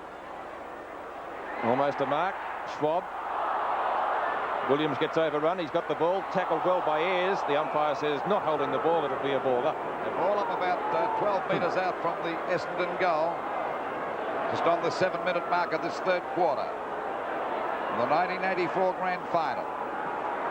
McCarthy and Merritt knocked out by McCarthy. Loveridge fumbled that one. Ezard with a hand pass back to Williams. Well smothered by Wallace. He was collared going through, but Williams won't give in. Ezard drives it up there towards full forward, but McCarthy's in the way to take the mark. 15-metre penalty. Duckworth showing plenty of strength down there. I don't blame Billy for that because he's trying to put a bit of life into this Essendon side as the ball comes out into the half-back line for Hawthorn. Off the top of the pack, picked up nicely by Hawker. Hooks the ball back there towards the full forward position, but there's a good mark taken in defence by Swat. It'll be a free kick to Ayres. I think Merritt may have interfered there. The kick by Ayres is back towards the centre of the ground. Robertson and Foles, but Foles outmanoeuvres in that time and takes the mark at centre field. A short pass, and Baker's grabbed it at centre half forward. Baker ready to send them deep into attack. The ball drops a bit short. Players position themselves. Duckworth got his hands. Loveridge gets a hurried kick towards the boundary line. It'll beat Harvey, and it's out of bounds. About 15 metres around from the Essendon goal. They're fighting it hard to get that fourth one. 31 plays, 55 in favour of Hawthorn. Just over the 8-minute mark. Merritt tried to juggle that one. It's knocked out towards Green. He's down. Picked up here by Thompson. He's got it. A bad hand pass. Taken away from him by Russo. Runs to centre half back. Has a long kick over the half-forward line. Matthews in front. Couldn't hold that mark. Tapped on that time by Foles. It's a bad one, but Judge won't pick it up. He's kicked it off the ground. He goes after it again, but Hawker's there with him now. Judge is clear. Goes after it again. He was nearly tripped. The umpire spotted it. And it'll be a free kick to Judge out there at half-forward, about 60 metres out from goal. Well called, Louis. Ken Judge to take the free kick. And not much of a trip, but it certainly was there and well picked up by Lou. Well done. Clark and Matthews. Matthews spins out beautifully. Left foot snapshot is pretty close. He's got it. What a goal. But gets it to Williams nonetheless. Ball overruns Mew, picked up by Ayres. Ayres a wild kick out towards the centre wing position. Hawker should get there first. DP Domenico in hot pursuit. The ball bounces beautifully for Hawker though. Hawker, he's gone for a pass up towards half forward, looking for Danaher. Mew punches the ball well clear and out of bounds. And the boundary throw in between right half forward and right forward pocket for Essendon. Bradbury coming back on, and Thompson being taken off. Danaher does the ruck work, does it beautifully. Gets it to Harvey too. Great mark, great play. 7th mark to Harvey. Played a great game since coming on the ground, Peter. Yes, he hasn't played many matches for Essendon, but one of the recruits of the year. I was surprised he wasn't picked in the selected side to go onto the ground at the start. Harvey directly in front, only 20 metres out from goal. Oh, gee, that's a shocking kick. It's out of bounds on the full. That's unbelievable. And DP Domenico off with a dose of the cramp, I think, perhaps. The ball comes back into play, up towards the outer side. Russo has the run. Robertson gets there first, though. Tries to get around Foles. He'll give it to Russo. Russo on centre wing. Up to Matthews and Clark. Neagle. Williams. Tries to get around Tuck. Foles gets one at the back, but over to Williams. Williams a little chip pass up to Watson, who marks in front of Lister Smith on centre wing. Timmy Watson, one of Essendon's best players so far. He's gone for a pass, and that's okay. He's found Danaher. Running Mew around a lot. Danaher up to half forward. Green goes the knock away. On to Schwab. Cool in the crisis. He's gone for a pass. Eade on for Hawthorn. That's his first touch of the day. Wallace. Long, looking for Matthews and Clark, wearing him like a glove. Knocked away by Clark. Foles is there. Robertson gives him a nudge in the back. The ball is out of bounds. It will be thrown in right forward pocket for Hawthorn. It's gone 11.5 minutes gone. 30 points the difference in favour of Hawthorn. Out of bounds about 30 metres around there. We see DP Domenico. The ball knocked to the ground. Clark going after. Taps it on. He could have picked that one up, but finally forced out of bounds by Robertson. But it's still deep in Hawthorn's attacking zone. The Bombers badly needing a goal. If they're going to have a chance in this grand final of 1984. Byrne against Walsh. Ball hurriedly kicked that time by Neagle. And there's a mark taken by Williams towards the centre of the ground. Could be a 15-metre penalty. No, the umpire said that's okay. He's calling him back now. He finally gets the kick out wide. And that's Duckworth. He dropped that one. He slipped. They pounce on top of him. He tries to get it out. Tapped on by O'Halloran. Coming in to meet it now is Watson out there on the wing position. He runs into Lester Smith, but he shrugs him up okay.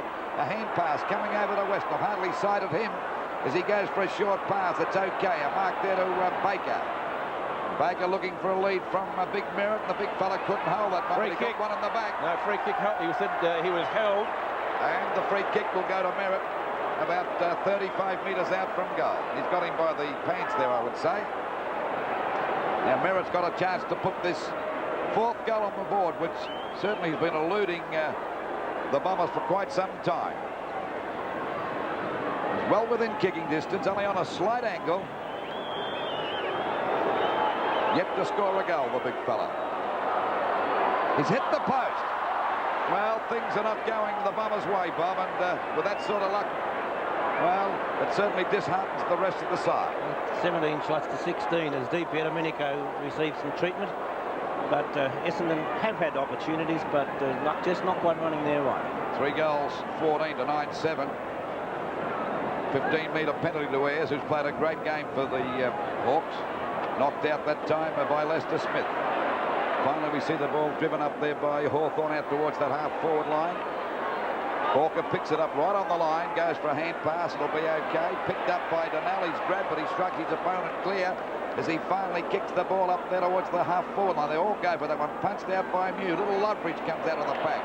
Played a great game as the ball finally goes back there towards Neagle, takes the mark. Brereton's in trouble. Yeah, Brereton in trouble. We see Neagle break clear. He's upended, gets the kick up there. Ayres coming in. Danaher, what? Oh, great mark to Ayres. Played a fine game. Brereton doesn't look the best. So the ball out wide to Wallace. It's a bit long, but it should bounce okay for him. He juggles that one, backing up well there as Williams, but it's Wallace coming out with the ball, but down he goes. Did he get one on the back? The umpire said no, as we see the ball cleared away by Bradbury.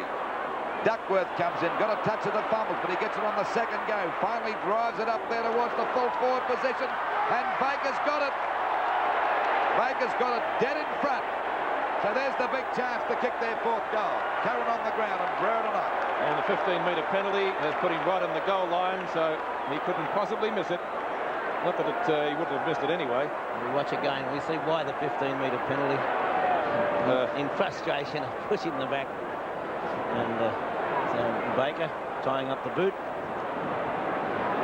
Very reliable kick. Would almost certainly have kicked it with or without the 15-metre penalty. Yes, I don't think it made any difference whatsoever, Bob. Baker's second goal for Essendon. He got there first. Eade paddles the ball forward for Judge. Intercepting is Neagle. Must be 14 Essendon players there. Hawker comes out with the kick, wide. Watson doesn't get the bounce. Over the top, Green. Beautifully done to Eade. He's done well since he came on that wing. Eade, good shepherd by Green. Eade's hand pass on to Wallace. He's in trouble, Wallace. Out the Green. Shocking kick out of bounds. Well, they were messing about too much, Pete. Should have gone directly at the goals instead of trying to do that little bit too much. So boundary throw in, left forward pocket for Hawthorn. Byrne and Walsh. Knocked down to Izzard, though. Izzard clears it. Up towards half-back, in front is Merritt. Over the top. Knocked away into the hands of Robertson. Robertson's gone for a hand pass to Eade. That's about 4 possessions this quarter for Eade. He's gone for a pass. It's a shocker. An absolute shocker. Izzard. Short pass. That one's not much better. Up towards centre wing. Or centre field, I should say. Picked up by Duckworth. Relishing the open spaces. Oh, he's caught. Tried to do too much with it, Billy. Merritt a fresh air shot. Duckworth again. Payton. What signs there. Robertson. Out comes Matthews. Knocked away from him. A chance for Weston. Loveridge might get there first. He does, but Folds beats both of them. Folds with a left footer out towards centre wing, trying to find Donnell, and he does. Donnell on the move. Away he goes. He'll go for a run. Matthews in pursuit. So too is Byrne. Harvey comes in for the shepherd. Crashes Byrne to the ground. Gets his kick in. Up towards the forward pocket. Off the hands of Byrne. Hawker. Grab. Ridden into the ground. And the umpire says it will be a ball up. Stephen Phillips has some news for us downstairs. Thank you, Peter. Bertie Dipier Domenico cramp. He's right. And Dermot Brereton got a knock on the knee. He should be right to go on. They're both limbering up on the boundary and both look pretty good. Ball up. Essendon's full forward zone. Somebody had a fresh air shot there trying to boot it through. 61 plays 38. The ball up. Full forward for Essendon. A goal here would really make the grand final interesting. See the 2 injured players there. Kicked away by Schwab. Hurd misses it. Chance for Eade. In goes Watson. Tries to beat both of them. And we'll see another ball up about 25 metres out from the Essendon goal. And we're just over the 18-minute mark. 23 points the difference in favour of Hawthorn. But the Bombers plugging away. The ball hits the deck, knocked on by Eade. It goes over now to Wallace. Wallace's kick is not a good one. It goes straight on the hands this time of Hawke, and he goes up like a racehorse. Short pass, it'll be okay. Oh, he nearly lost it, Vanderhaar. But he's got it, doesn't waste any time. He quickly plays on. There's 2 of them down there. It'll be a mark and a free kick to Duckworth. Well, Duckworth certainly liven up play for Hawke, for Essendon down there in attack. Watch on replay, and a good mark. As Lou called, it would have been a free kick anyway. Yes. There's the kick by Duckworth, going for goal number 2, and he's done it. So the Bombers are coming back now. It's 9 goals, 7-61 Hawthorn to Western, 5 goals, 14-44. Well, Bob, can they get up and win this one? They're playing the better football at the moment, Lou. It's not just because they've kicked those couple of goals, but in general play around the ground. The disposal of Hawthorn has not been good. The difference, 17 points. We watched Duckworth take that mark. He certainly put a bit of life into their attack. Brereton to full forward. Brereton to full forward, as Peter said. He went off the ground with a knock on the knee, but he seems to be okay now. Well, the Hawks are really put to the test now, and the crowd really coming alive. The grand final of 1984. Can the Bombers win their grand final? Byrne and Merritt clash. The ball is forced out. Hurd going and kicked off the ground that time by Mew. Grabbed by Judge. He's grabbed, but he gets clear. Hand pass coming over to Lester Smith. Now Hawthorn going to attack to Matthews and Clark. Matthews got one hand to it. It's still in play. Picked up now by Curran. Tapped through by Clark. Good play. Played it safe. And it's a point to Hawthorn.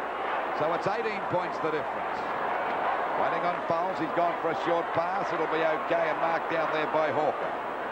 It's a good pass too, and the ball grabbed here by Bradbury.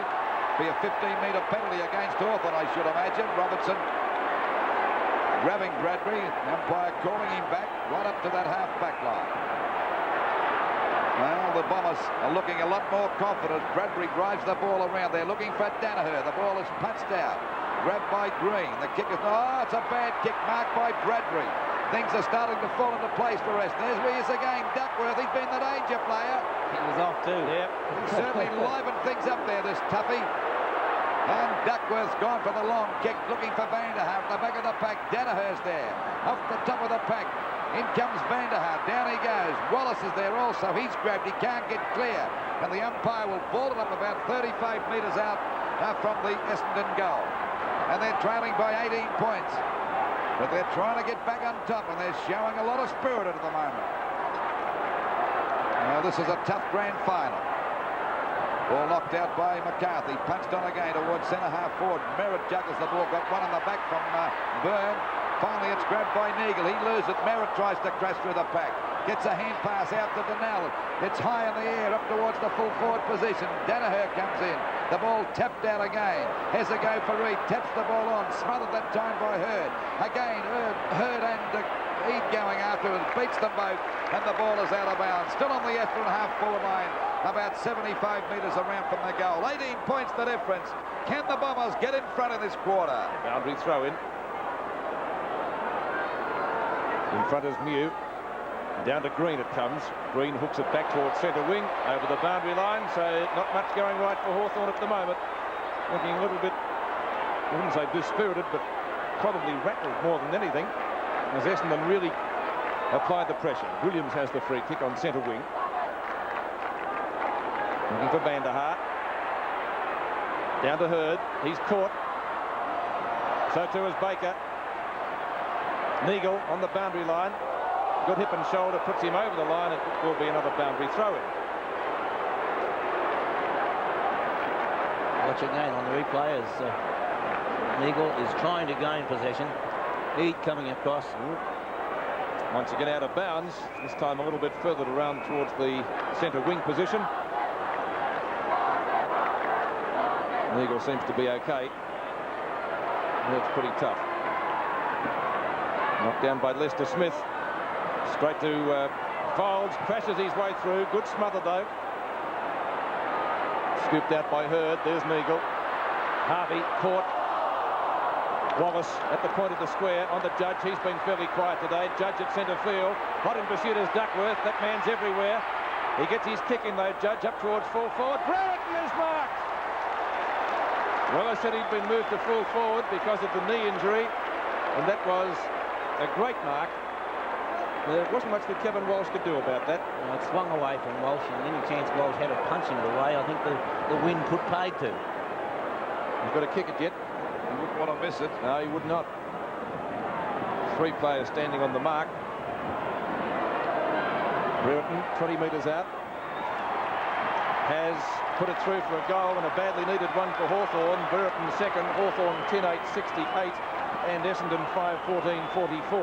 Well, that's given them a lead of 24 points, Bob, and it's a marvellous thing what that goal will do to a side when they start to go through a bad trot. Well, Essendon have had most of the play this quarter, as we see Duckworth desperately lunging, the kick dropping short, and catching Walsh out of position. But 25 points was the margin at half-time, so with most of the play in this quarter, Essendon have gained 1 point. Well, taking some time to get back to the centre. 68 to 44 in favour of Hawthorn. We've been playing 24 and a half minutes in the third quarter, so about 30 seconds from time on. Byrne to contest with Merritt. It's won by the Essendon player, picked up by Watson. Watson's kick to half forward. Almost a mark, yes, to Baker. A very good game. He has, as he has done right throughout the finals. 6 marks and 16 possessions to Baker. He's gone for a pass. Van der Haar took off before nominations. And there will be a ball up left forward pocket for Essendon. And we're into the just on the 25-minute mark of this, the third quarter. 24 points the difference in favour of Hawthorn.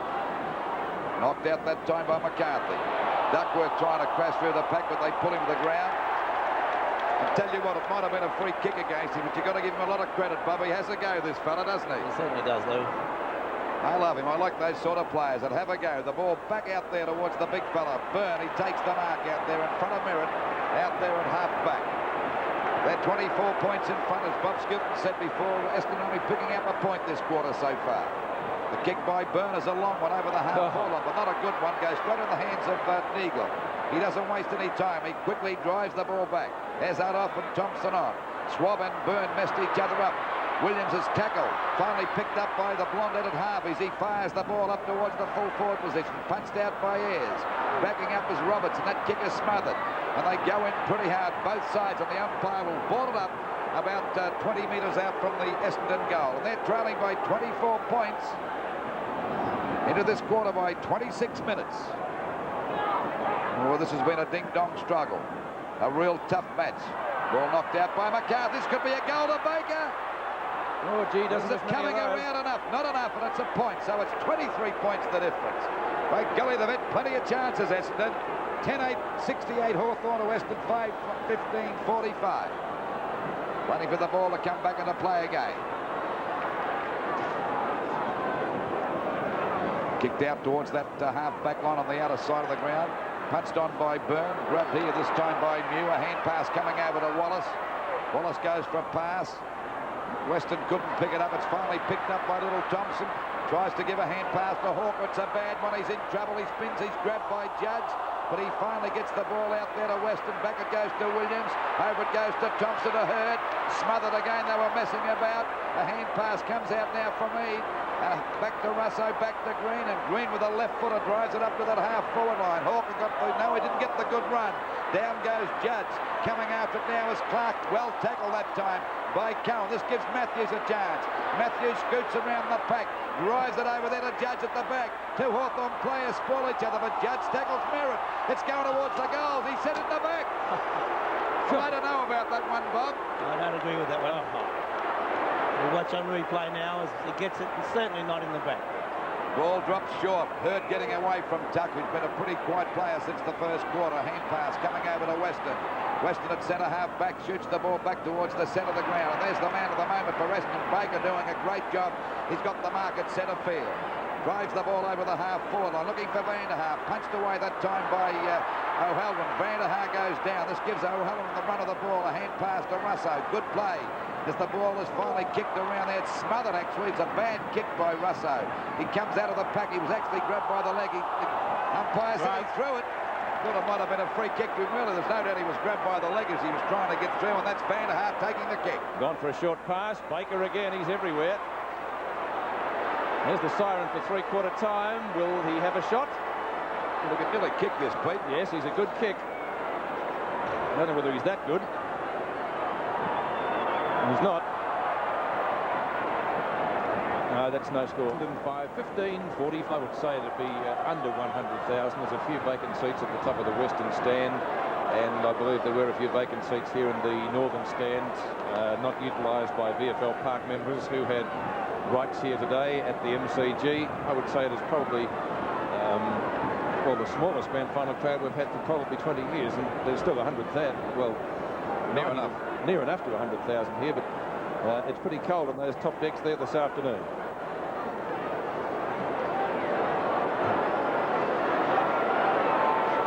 Alan Jeans comes off the ground to make his way to the coach's box. And I think Merritt and Ezard went to the bench for Essendon. So we're all set for the final term. We welcome Bill. Start of the last quarter, and are we going to see a fairy tale comeback by Essendon to win their first flag in 19 years? A mighty kick by Williams. Van der Haar's there on the ground. Baker, he's got it. That could be just what the Bombers need. 3 goals to Leon Baker.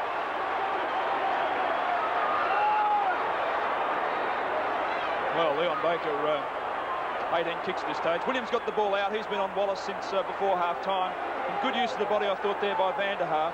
But very, very well read by Baker off the front of the pack.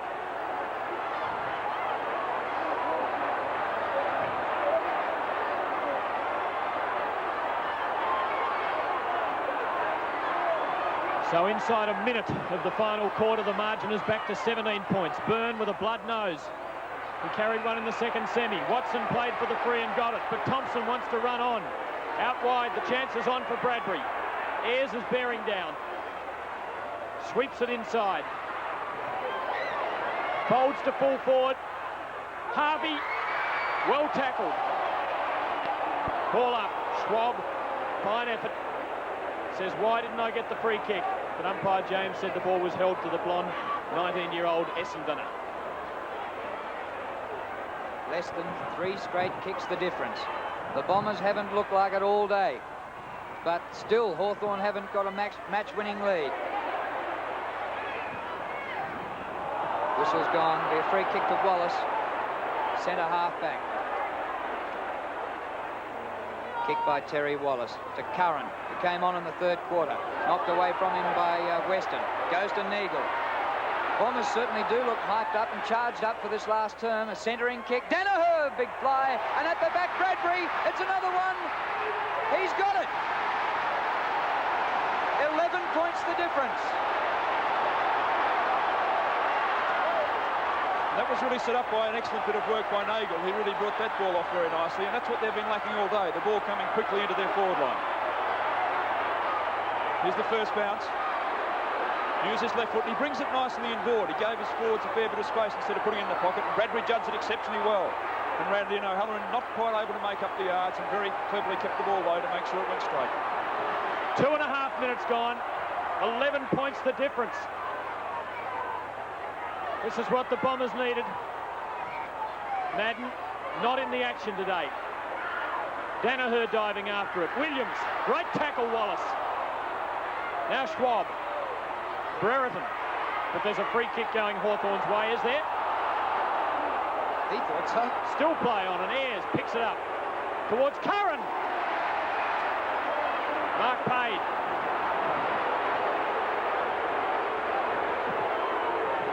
Peter Curran, just to the left of centre half forward. I think too far out to score. He's gone back a long way, right back into the centre square. Former champion goal kicker in the seconds at Hawthorn. He's unloaded his best kick, way offline. Madden, you can do something. And at last, Simon Madden does take an overhead mark. He was interchanged in the third quarter. He's kicked to half-back flank. Oh, terrific mark. Curran again. That was an even better one. But a worse kick. Robertson. Spoil from Folds. And a throw in.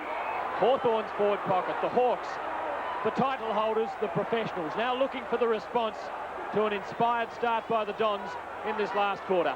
Madden versus Brereton in ruck. Clean knock, Madden. Lester Smith. That's pressure. Throw in.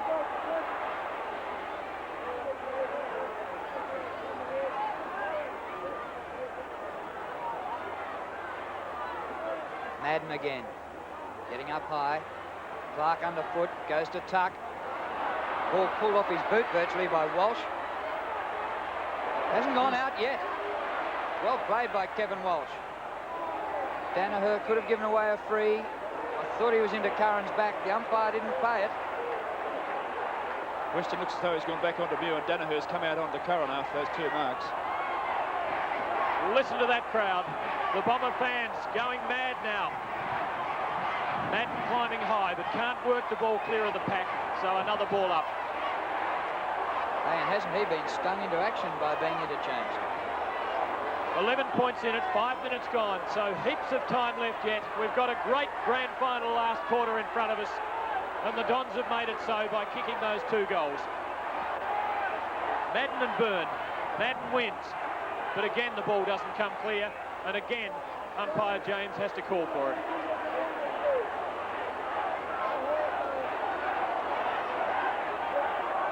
Simon Madden really trying to do something now to lift the Bombers.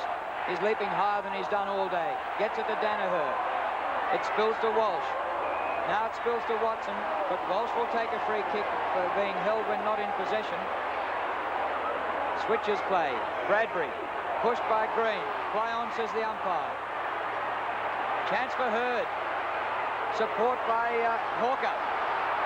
Great pass. Weston on the forward line. Van der Haar leads. I think he'll go long to Duckworth, who's up in the square. Baker's there too. Oh, he's taken a long time, an eternity. Now Duckworth leads. Oh, an atrocious kick. I think he put himself under pressure by taking far too long and then trying to kick the cover off the ball. So relief for the Hawks.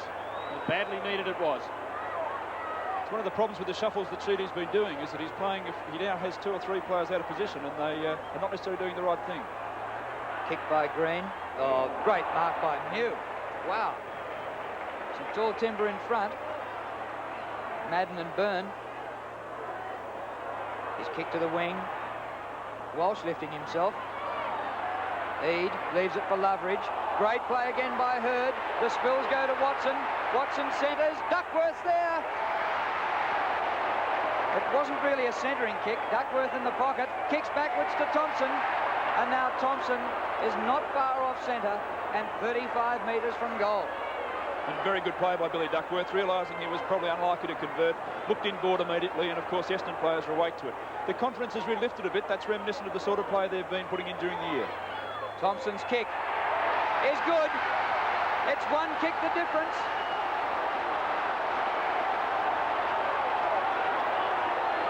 And a very good start since three-quarter time. Essendon have really come out and worked very hard. Hussey Watson breaking a tackle and then putting in a very good low pass. That came to Duckworth, and Duckworth had a look at where he was, realised he was on a tight angle, and looked inboard immediately to Thompson. So the Dons, without a flag since 1965, clawing their way back to within 5 points at the 7-minute mark of the last quarter. Byrne beats Madden, but the Dons hustle it away through Williams. Too far for Baker. Now he's onto it. Now he's got it. Open goal!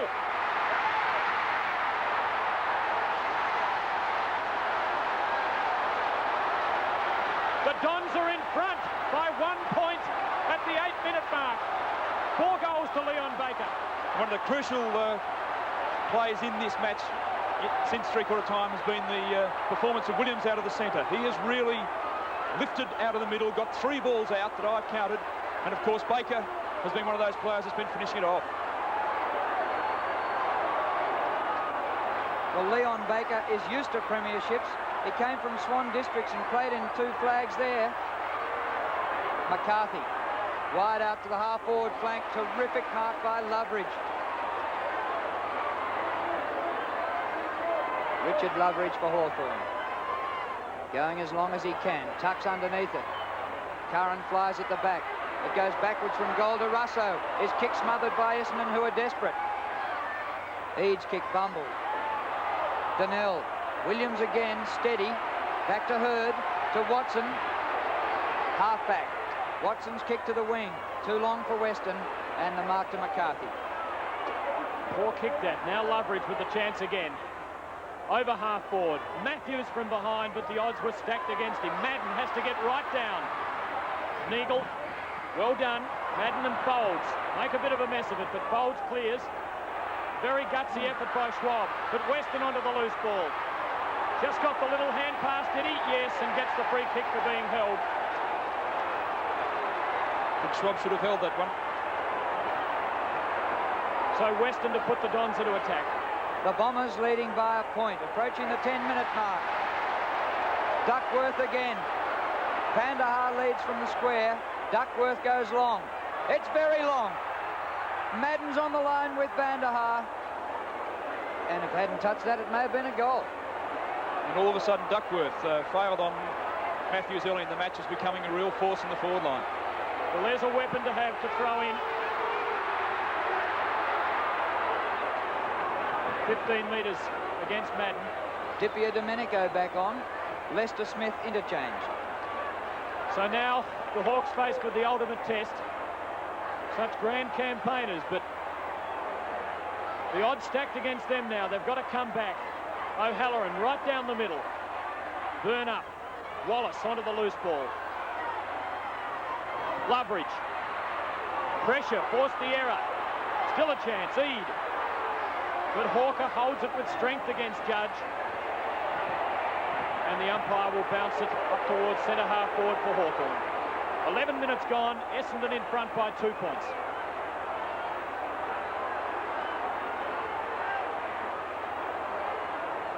.70 plays 68. You could blanket 26 players here. Madden hands to it again. Brereton holding the ball. Yes.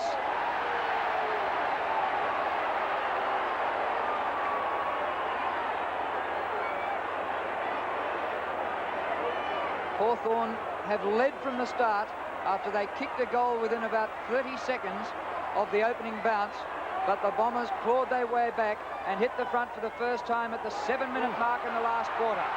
Unmarked is Weston. He wasn't sure what to do. Goes long. Kandahar.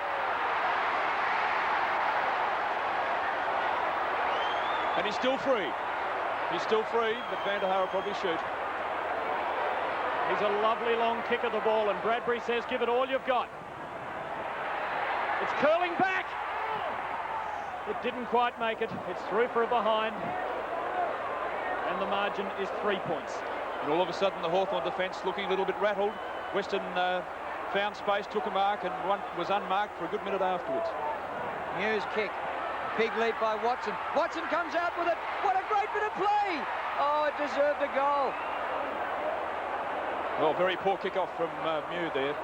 And that'll be the second time today, had that gone through for a goal, that poor kick-offs had cost them scores. Well, these misses, though, could be so costly because all of a sudden the ball can be at the other end and Hawthorn can goal and be back in front. Hurd and Dipia Domenico. Hurd did well. Williams is well tackled, though, by the brute. Wallace. Walsh is lifting in this last quarter. He's playing well, but he beats Brereton pointless and will take 15 metres. And poor discipline by Brereton, costing 15 forward of centre. That indicates the frustration they're under. Madden running loose at centre half forward, much too far out to score, but he'll put it up in the parish. Duckworth's up there. Did it carry? It didn't. Weston has to paddle it to Bradbury, who kicked the second goal in the onslaught. O'Halloran, sloppy, Green, pressure. Ayres, a half kick, a very intelligent one to Russo. From half back he goes with a hand pass to Eade. Out wide to Judge. Hawthorn haven't scored in this quarter. Essendon have kicked 4-3. At the back of the Spills, Walsh. Oh, he cops one. Down he goes. Umpire comes in to speak to Dipia Domenico, and he's gone. Yes, and he's gone 4 weeks late. He was beaten early. He was interchanged. He's just been back on the ground about 4 minutes. Comes straight on and gets reported. And there's really no excuse for that. That was a very poor effort, a very loose elbow thrown to Walsh, and not much doubt Walsh will be out of the match, I'd say.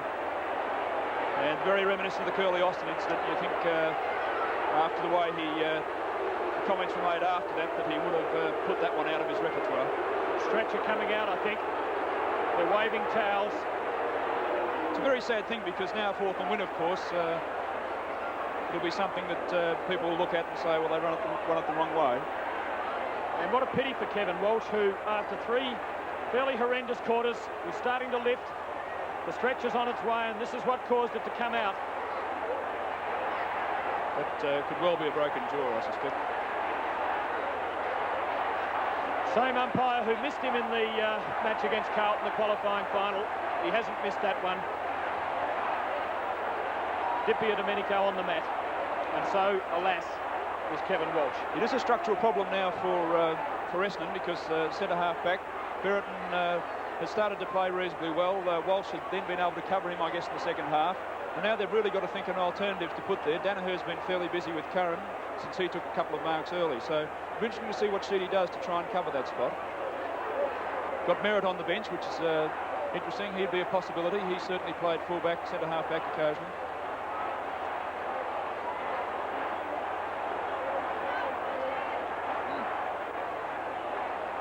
Be a long delay here while Kevin Walsh is loaded onto the stretcher and carried off. Of course, that could take a bit of sting out of their run, Drew. I wonder, though, remember last year, of course, the Watson-Robertson incident was still discussed. D-I-S-G-U-S-T if you're an Essendon supporter. And perhaps it might be just what the Bombers need to go up even a notch further. We'll find out in the next few minutes. Well, Domenico reported in the last quarter. There's at least one report in the first quarter. It looks like Merritt will come on. And almost certainly would go straight to centre-half back on Brereton, I think. 2 or 3 minutes lost here. Bombers lead by 4 points. They've done all the scoring in this last quarter. 4-3 to nothing. Last time I recall a delay like this in the last quarter of the grand final was 77 when Doug Gott was carried off. That match ended in a draw. Looks like Duckworth has gone back to Brereton, which I think is a good move. Merritt coming out will probably play as a forward where Duckworth was. Picked up by Mew.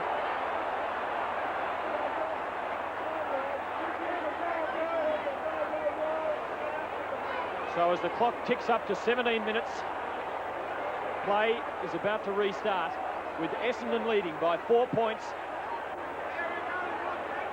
After a whirlwind last quarter comeback, they've kicked 4 goals. Those 4 coming in 8 minutes. Hawthorn without a score thus far in the quarter.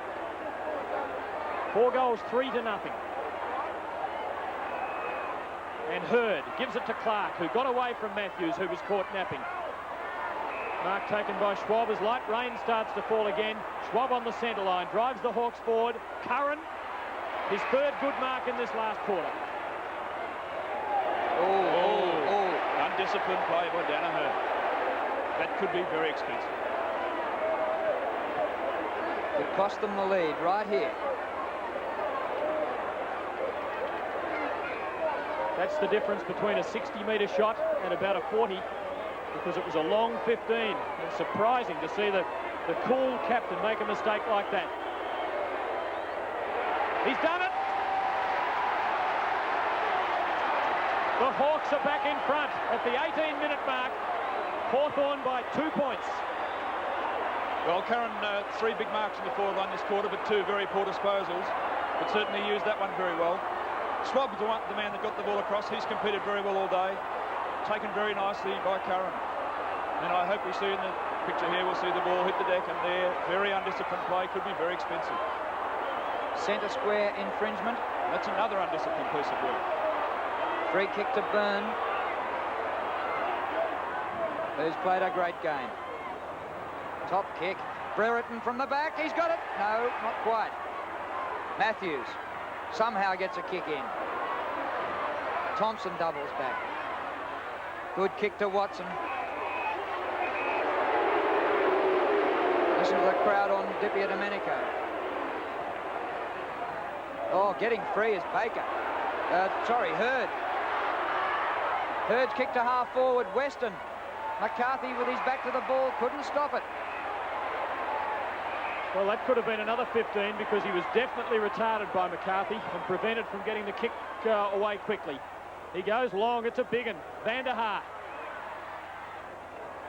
1 point the difference at the 19.5-minute mark, but the quarter will go well over 30 minutes, so there's a long way to go yet. Good kick in this time by O'Halloran, finding Green at centre half back. Well, it's a heart stopper, just like the second semi-final last Sunday week. To centre wing, Brereton, great catch. It's a wet ball, light rain falling at the moment. A lead by Matthews, gap closed by Clark. And Hawker with pace. Across the face of goal. Confident football by Glenn Hawker. Can't find a man, but he can find the line. Well, it was confident play in a way, but of course he had nothing to kick to. He was really left with very few options, was forced across the ground despite the fact he ran for about 30 yards. No options appeared. Madden, pretty physical, straight to Russo, which wasn't accurate. But the mark is taken by Clark, who goes across the face towards Neagle. Does he find him? Eade bearing down quickly. Out on the full. Well done, Eade. And the Hawks now keeping it in. Looks for Matthews. Good spoil by Nobby Clark. Well played. I mentioned that 77 draw. What a similar game. North kicked 9.22 that year. Essendon at the moment 9.19. Incredible that Essendon could be 9.19 today after 28 goals, 6 last week. They used all their credits, I think, Drew.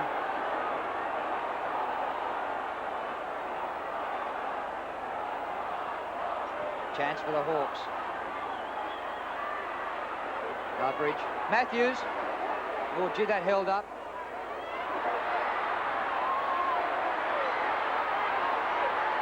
Harvey from half-back. Watson, good running near the centre. Weston slips away at half-forward. He's got a break on Mew. Mew into his back. Free kick, Weston. Van der Haar moving quickly, calls for the long one to the pocket. He goes towards him, he's got the sit, he's got the ball. Yes, O'Halloran got caught under the ball there and simply couldn't get back far enough. He's moved upfield to try and support the earlier incident. A score would level the scores. I don't know whether he can goal. Dropping short. Merritt!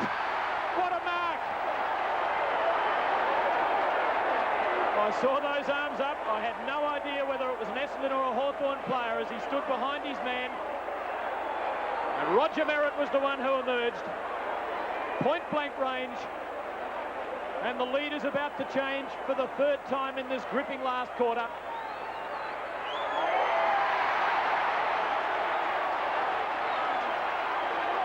It's the Dons in front by 5 points at the 22.5-minute mark. And that was a great mark. Merritt certainly anticipated very well and certainly read the torpedo punt very well. It carried just a little further than one might have thought. Here we see it spinning into the square. Merritt just judged it pretty well. I think McCarthy in front of him. I think the Hawthorn player, Byrne, would have been a little disappointed that he didn't come in over the top of that one. He probably thought McCarthy was in a good enough position. McCarthy could have considered a punt.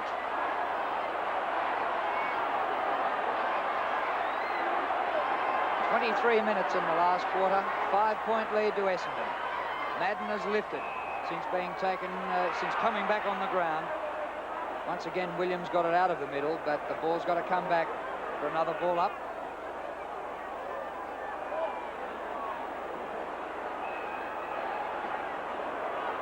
Well, a group of 20 Essendon players can make heroes of themselves here if they can get their first flag for 19 years. Goes back to Hawker.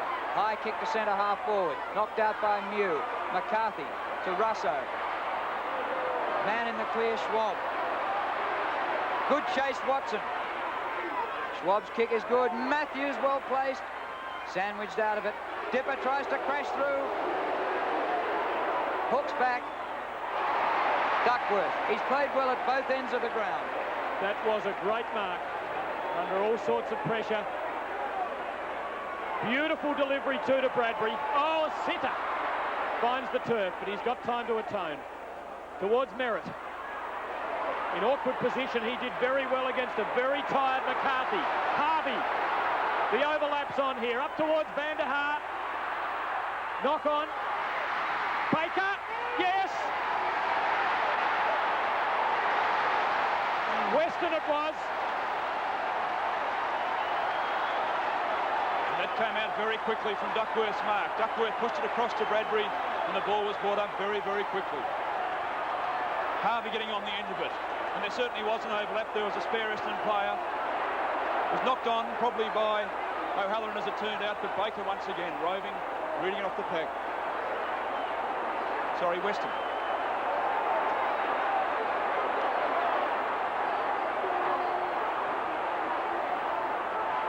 Essendon swamping Hawthorn in the last quarter. But there's still time left for the Hawks to win their second flag in a row. Merritt taps to Weston again. An unlikely forward. Inboard he goes to Watson.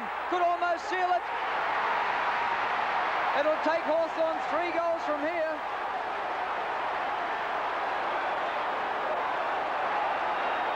I think that has sealed it. Essendon really finishing on very, very strongly. Came really from Merritt's tap. Put the ball across to Weston, who's really played surprisingly well on McCarthy. And Watson finished it off without a great deal of difficulty. We're in time on. It will be a long time on period. The Dons look to have the flag won. Merritt is playing like a man inspired. Harvey up to half forward. New first to the ball. Weston, who's been magnificent in attack chase as well. Dipier-Domenico roundly hooted and beautifully tackled by Madden, who wins the free kick. And would not the Essendon crowd love that as Payton prepares to come back. In fact, Hurd will take the free. I thought the Madden tackle was the really effective one. Essendon, after managing only 5 goals in 3 quarters, have kicked 7-4 in this last term to 1 goal. Harvey has a chance to drive it further home. It's close. Just offline. And Harvey's really been a key player in their revival. Since he came on, Essendon have certainly had that little bit of spark on the forward line that they'd lacked earlier. 7-5 to 1 goal for the quarter. O'Halloran long. But it's a lost cause, I fear, for the Hawks. Great shepherd Merritt for Watson, who has another pop shot.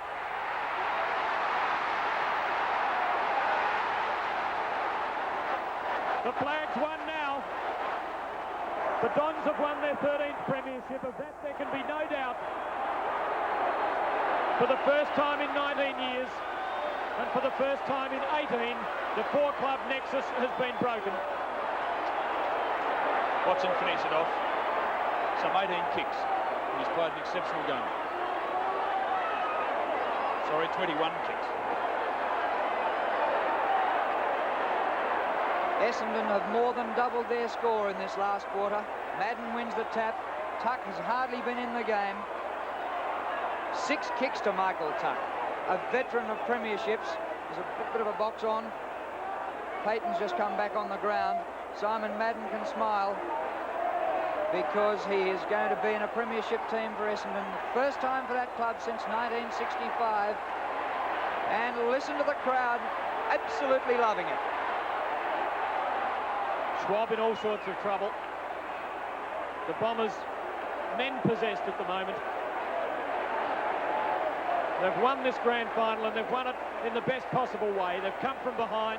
They've looked hopelessly beaten for 3 quarters, but they've emerged. Payton couldn't take it away. Bradbury does. Blazes away. Weston's there again. Vanderhaar this time. A throw-in.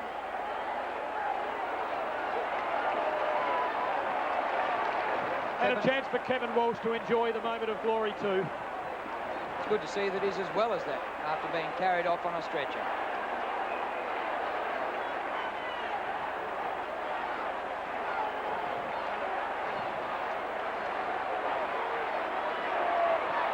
Free kick to Hawthorn. Lost cause, McCarthy. Good mark, Payton. Russo, Dipier-Domenico.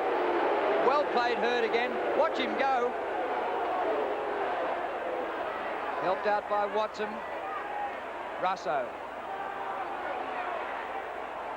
Tapped on by Wallace. Intercepted by Foles. He's kicked back to half forward. Bradbury charges through them. Retains his footing. Back to the goal square. Baker's legless. It's going through for a goal. Oh, right on the line, Gary Ayres threw himself at it and made it a behind. Ayres is still working very, very hard. Chased it right in, the ball just didn't seem to bounce for him. Oh, another bad kick into play, but this time it favours the Hawks. Payton, Loveridge. But there's nowhere to go now. Up to half forward. Brereton in good position. The Dons out of trouble through Donnell. Merritt, big last quarter from this man.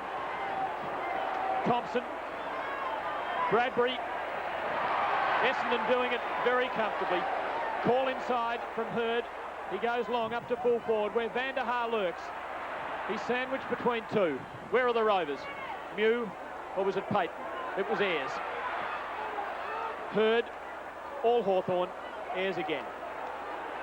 So for Kevin Sheedy, all the work has paid off in his 4th season as coach, having them in the finals every time. Fifth, second last year, but premiers this time.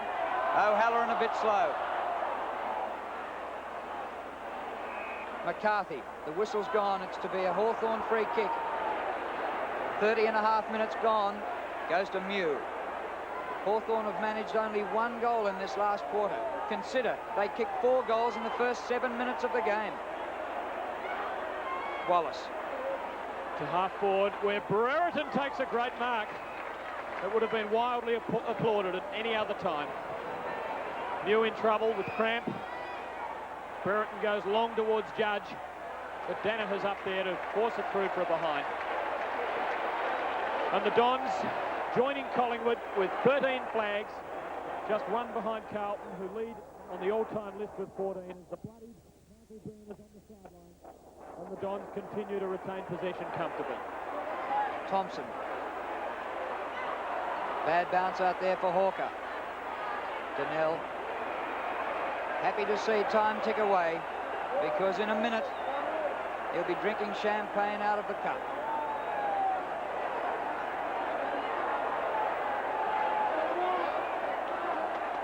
Merritt to Donnell. Be a free kick to Hawthorn, to Payton. Many of these Hawthorn players have a premiership. None of the Essendon players do. Matthews. Clark's done a fair job on Matthews, I think, in the last half. Certainly not the force he was early in the game. 32 minutes down as Matthews fires at goal. And he's done it. A very good kick, his 4th goal. A fine fighting performance by the Hawthorn skipper, but it counts for nothing in the final analysis because there's no chance of the Hawks pulling it out now. Payton driving the ball from the half-forward flank. And Matthews, although he's attended by 2 players, just that good bit of body work, watching the ball into his hands.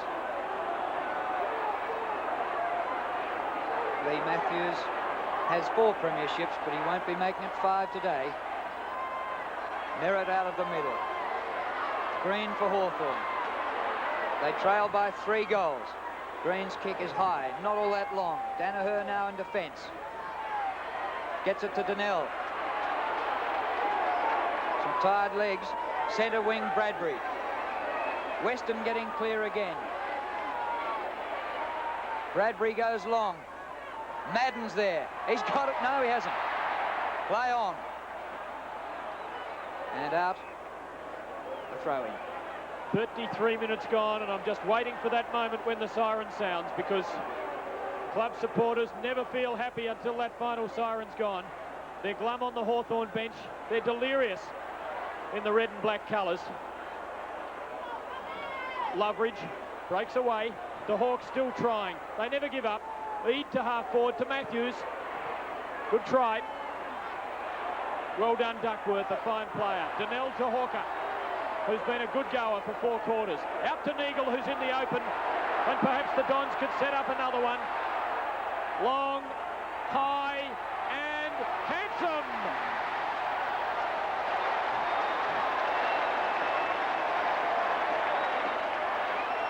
Nagel certainly put in a good last quarter after fairly indifferent first half. That sort of running is what we've come to know him for over the last few years. Certainly an excellent player when he's prepared to concentrate on the ball and prepared to run the ball. Finished that off very, very well.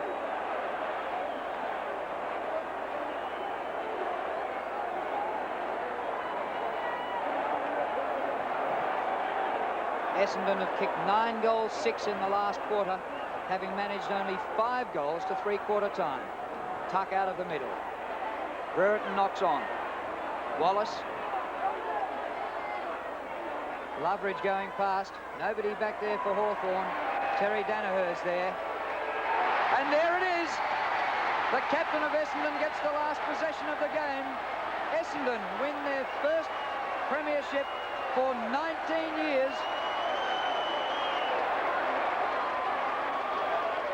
They swamped Hawthorn in the last quarter. The two captains shake hands. A victorious Terry. There's the coach of Essendon, Kevin Sheedy, receiving congratulations from all around. But what a performance. He shifted players all over the place. Put Weston as centre-half back. What an effort he did. Alan Jeans, the losing coach, looking very sad.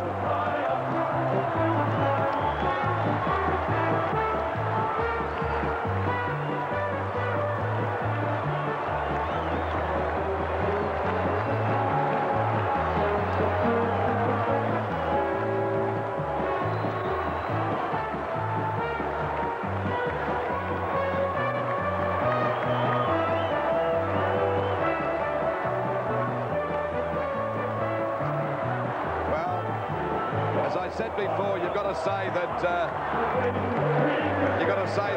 Sheedy made some great moves. He never panicked, Pete. He put Weston as centre-half forward. When they were having a bit of trouble in the early part, they had him. He put Duckworth down to the forward line, which livened that department up, moving Danaher down to the back line and bringing Bradley back in the game. Also resting Madden for one quarter. All these moves paid off, and even though the players put up a tremendous performance to fight back like they did, we've got to give a lot of praise to Kevin Sheedy. He knows a lot about football, playing in 4 grand finals himself, and of course in 3 winning grand final teams. Panel.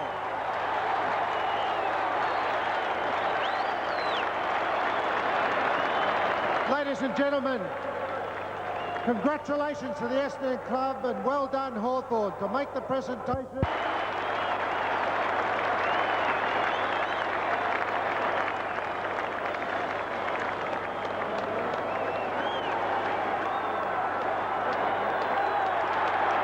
Number 4, Leon Baker.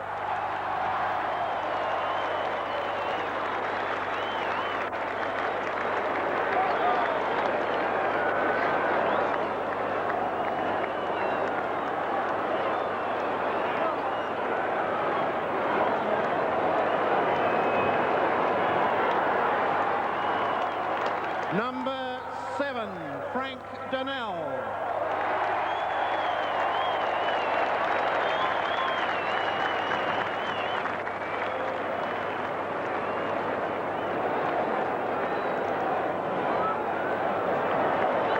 Number 8, Neil Clark.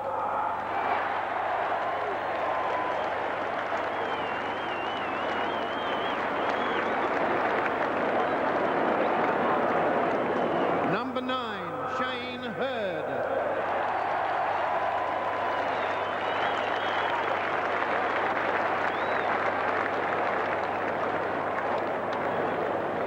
Number 10, Gary Foulds.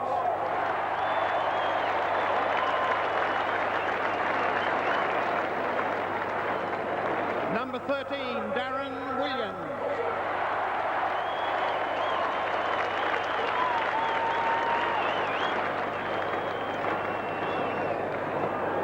Number 15, Alan Izzard.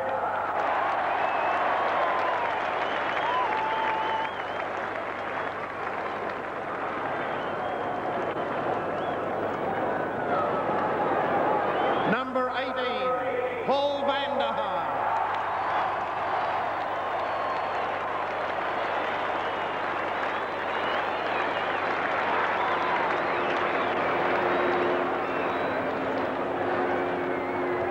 Number 22, Bill Duckworth.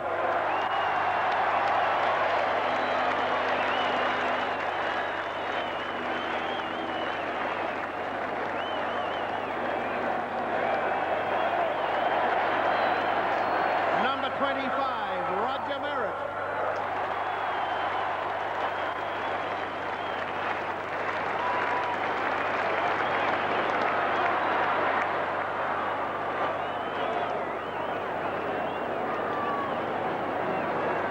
number 26, Mark Thompson.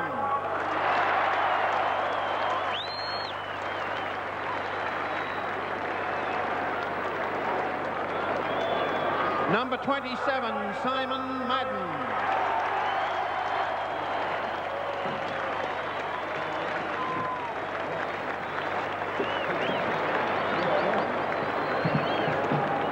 Number 28, Paul Weston.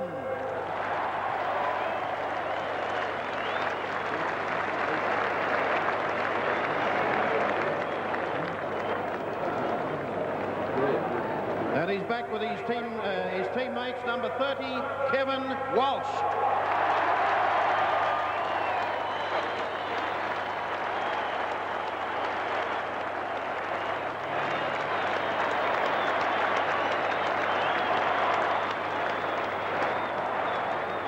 Number 32, Timmy Watson.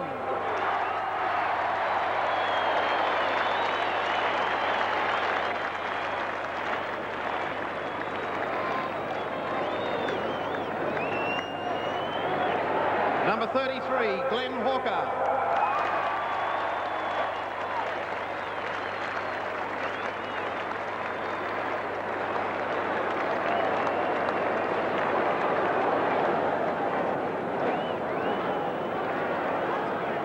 Number 36, Peter Bradbury.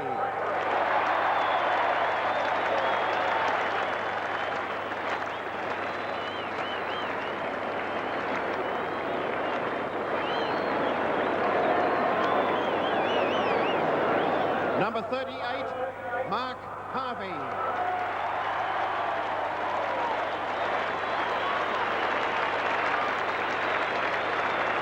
And the final medallion to be presented, number 5, Captain Terry Danaher.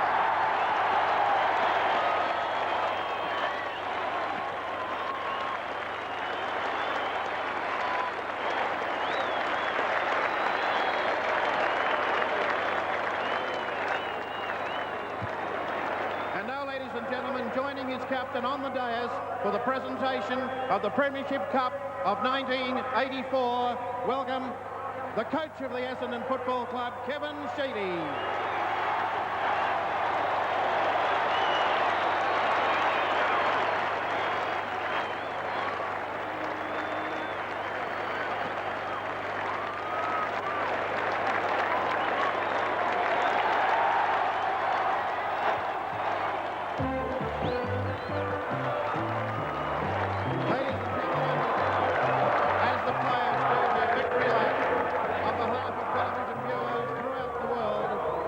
You congratulate the Premier team of 1984, the Essendon Football Club. Pulled off by the Essendon skipper, Terry Danaher, and their coach, Kevin Sheedy, as the press photographers go in for their chop. And now it's the Essendon players' turn to take the cup on its victory lap. This is the one that they've been waiting for 25 years. There's some pretty happy boys down there, Pete, I can guarantee you that. Well, it's a great feeling, Bob, if you've ever won a premiership, and to be out there with that crowd cheering you, it's just absolutely marvellous. The thing that I often think about, the coach has done such a great job here, Kevin Sheedy. They don't get a medal, Pete, do they? Just get to stand up there with the players. I think that Kevin Sheedy's coaching fee might have gone up by about 30 grand. I reckon. More keen than ever to get him there, wouldn't they? While I was down on the ground, Pete, I did admire the Hawthorn players, D. Peter Minico and Matthews and that, going around congratulating the Essendon players. Disappointed, but they realise now the game's over. They've been beaten by a magnificent final burst, and they really are delighted, those players. Well, I think you'd have to give a lot of credit to Sheedy because of those moves he made in that last quarter, bringing Madden onto the ground, who was everything he did came off. Came right. Weston was the most unusual move. He'd hardly touched the ball all day. What about Madden on the bench in the third quarter? I mentioned that, and also Weston going to centre-half forward. He was a real match winner in that last quarter, and Danaher down to centre-half back, and Bradbury coming back into the game. He had 3 of his defenders on the forward line. Yes, and it shows character in the Essendon side, because they could have been shell-shocked after that start by Hawthorn, but they refused to give in, and to come back and finish in that last quarter in the manner that they did really does show character. It's a funny thing about winning a grand final. Before you play in the grand final, you say to yourself on the Saturday morning, the Thursday, if I'll win this, we'll have a fantastic time Saturday night. But the players are that tired, it becomes an anticlimax. It's a couple of days later you realise you've won the flag, and then you start to celebrate and enjoy yourself, Pete. Well, I think it probably be record sales at the Essendon Social Club tonight out there in Brewster Street. I don't think the residents will get too much sleep. That's right. But the Bombers, their first flag success since the mid-60s, and full credit to them. They finished on top of the ladder at the end of the home and away matches. They were defeated by Hawthorn in the second semi-final. They came back today, though, to prove that they were the best side in the competition this year. So there it is, Premiership Day, Grand Final Day, 1984. Wherever you've been watching, we hope you enjoyed the telecast. Lou, it's been great to work with you again during this year. Thank you, Pete and Bob. And same to you, Bob. Thanks very much, Pete. We certainly hope that wherever you've been throughout the world or throughout Australia, you've enjoyed the telecast through Channel 7. It's been a great game, a great final series, except for one bit of a flop there last week. But we can't help that, Collingwood supporters and Collingwood football team. Never mind, though. It's always next year, isn't it? Certainly. Okay, hope you enjoyed the match. A great grand final, one of the more memorable ones. And from all that Seven Sport, Lou Richards, Bob Skilton, and director Alf Potter, who of course retires today, and their crew who have worked tirelessly from the early hours of this morning. Good afternoon to you all.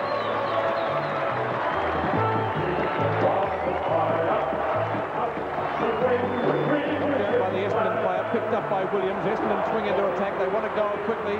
In front is O'Halloran, and this is their goal. Baker puts it through.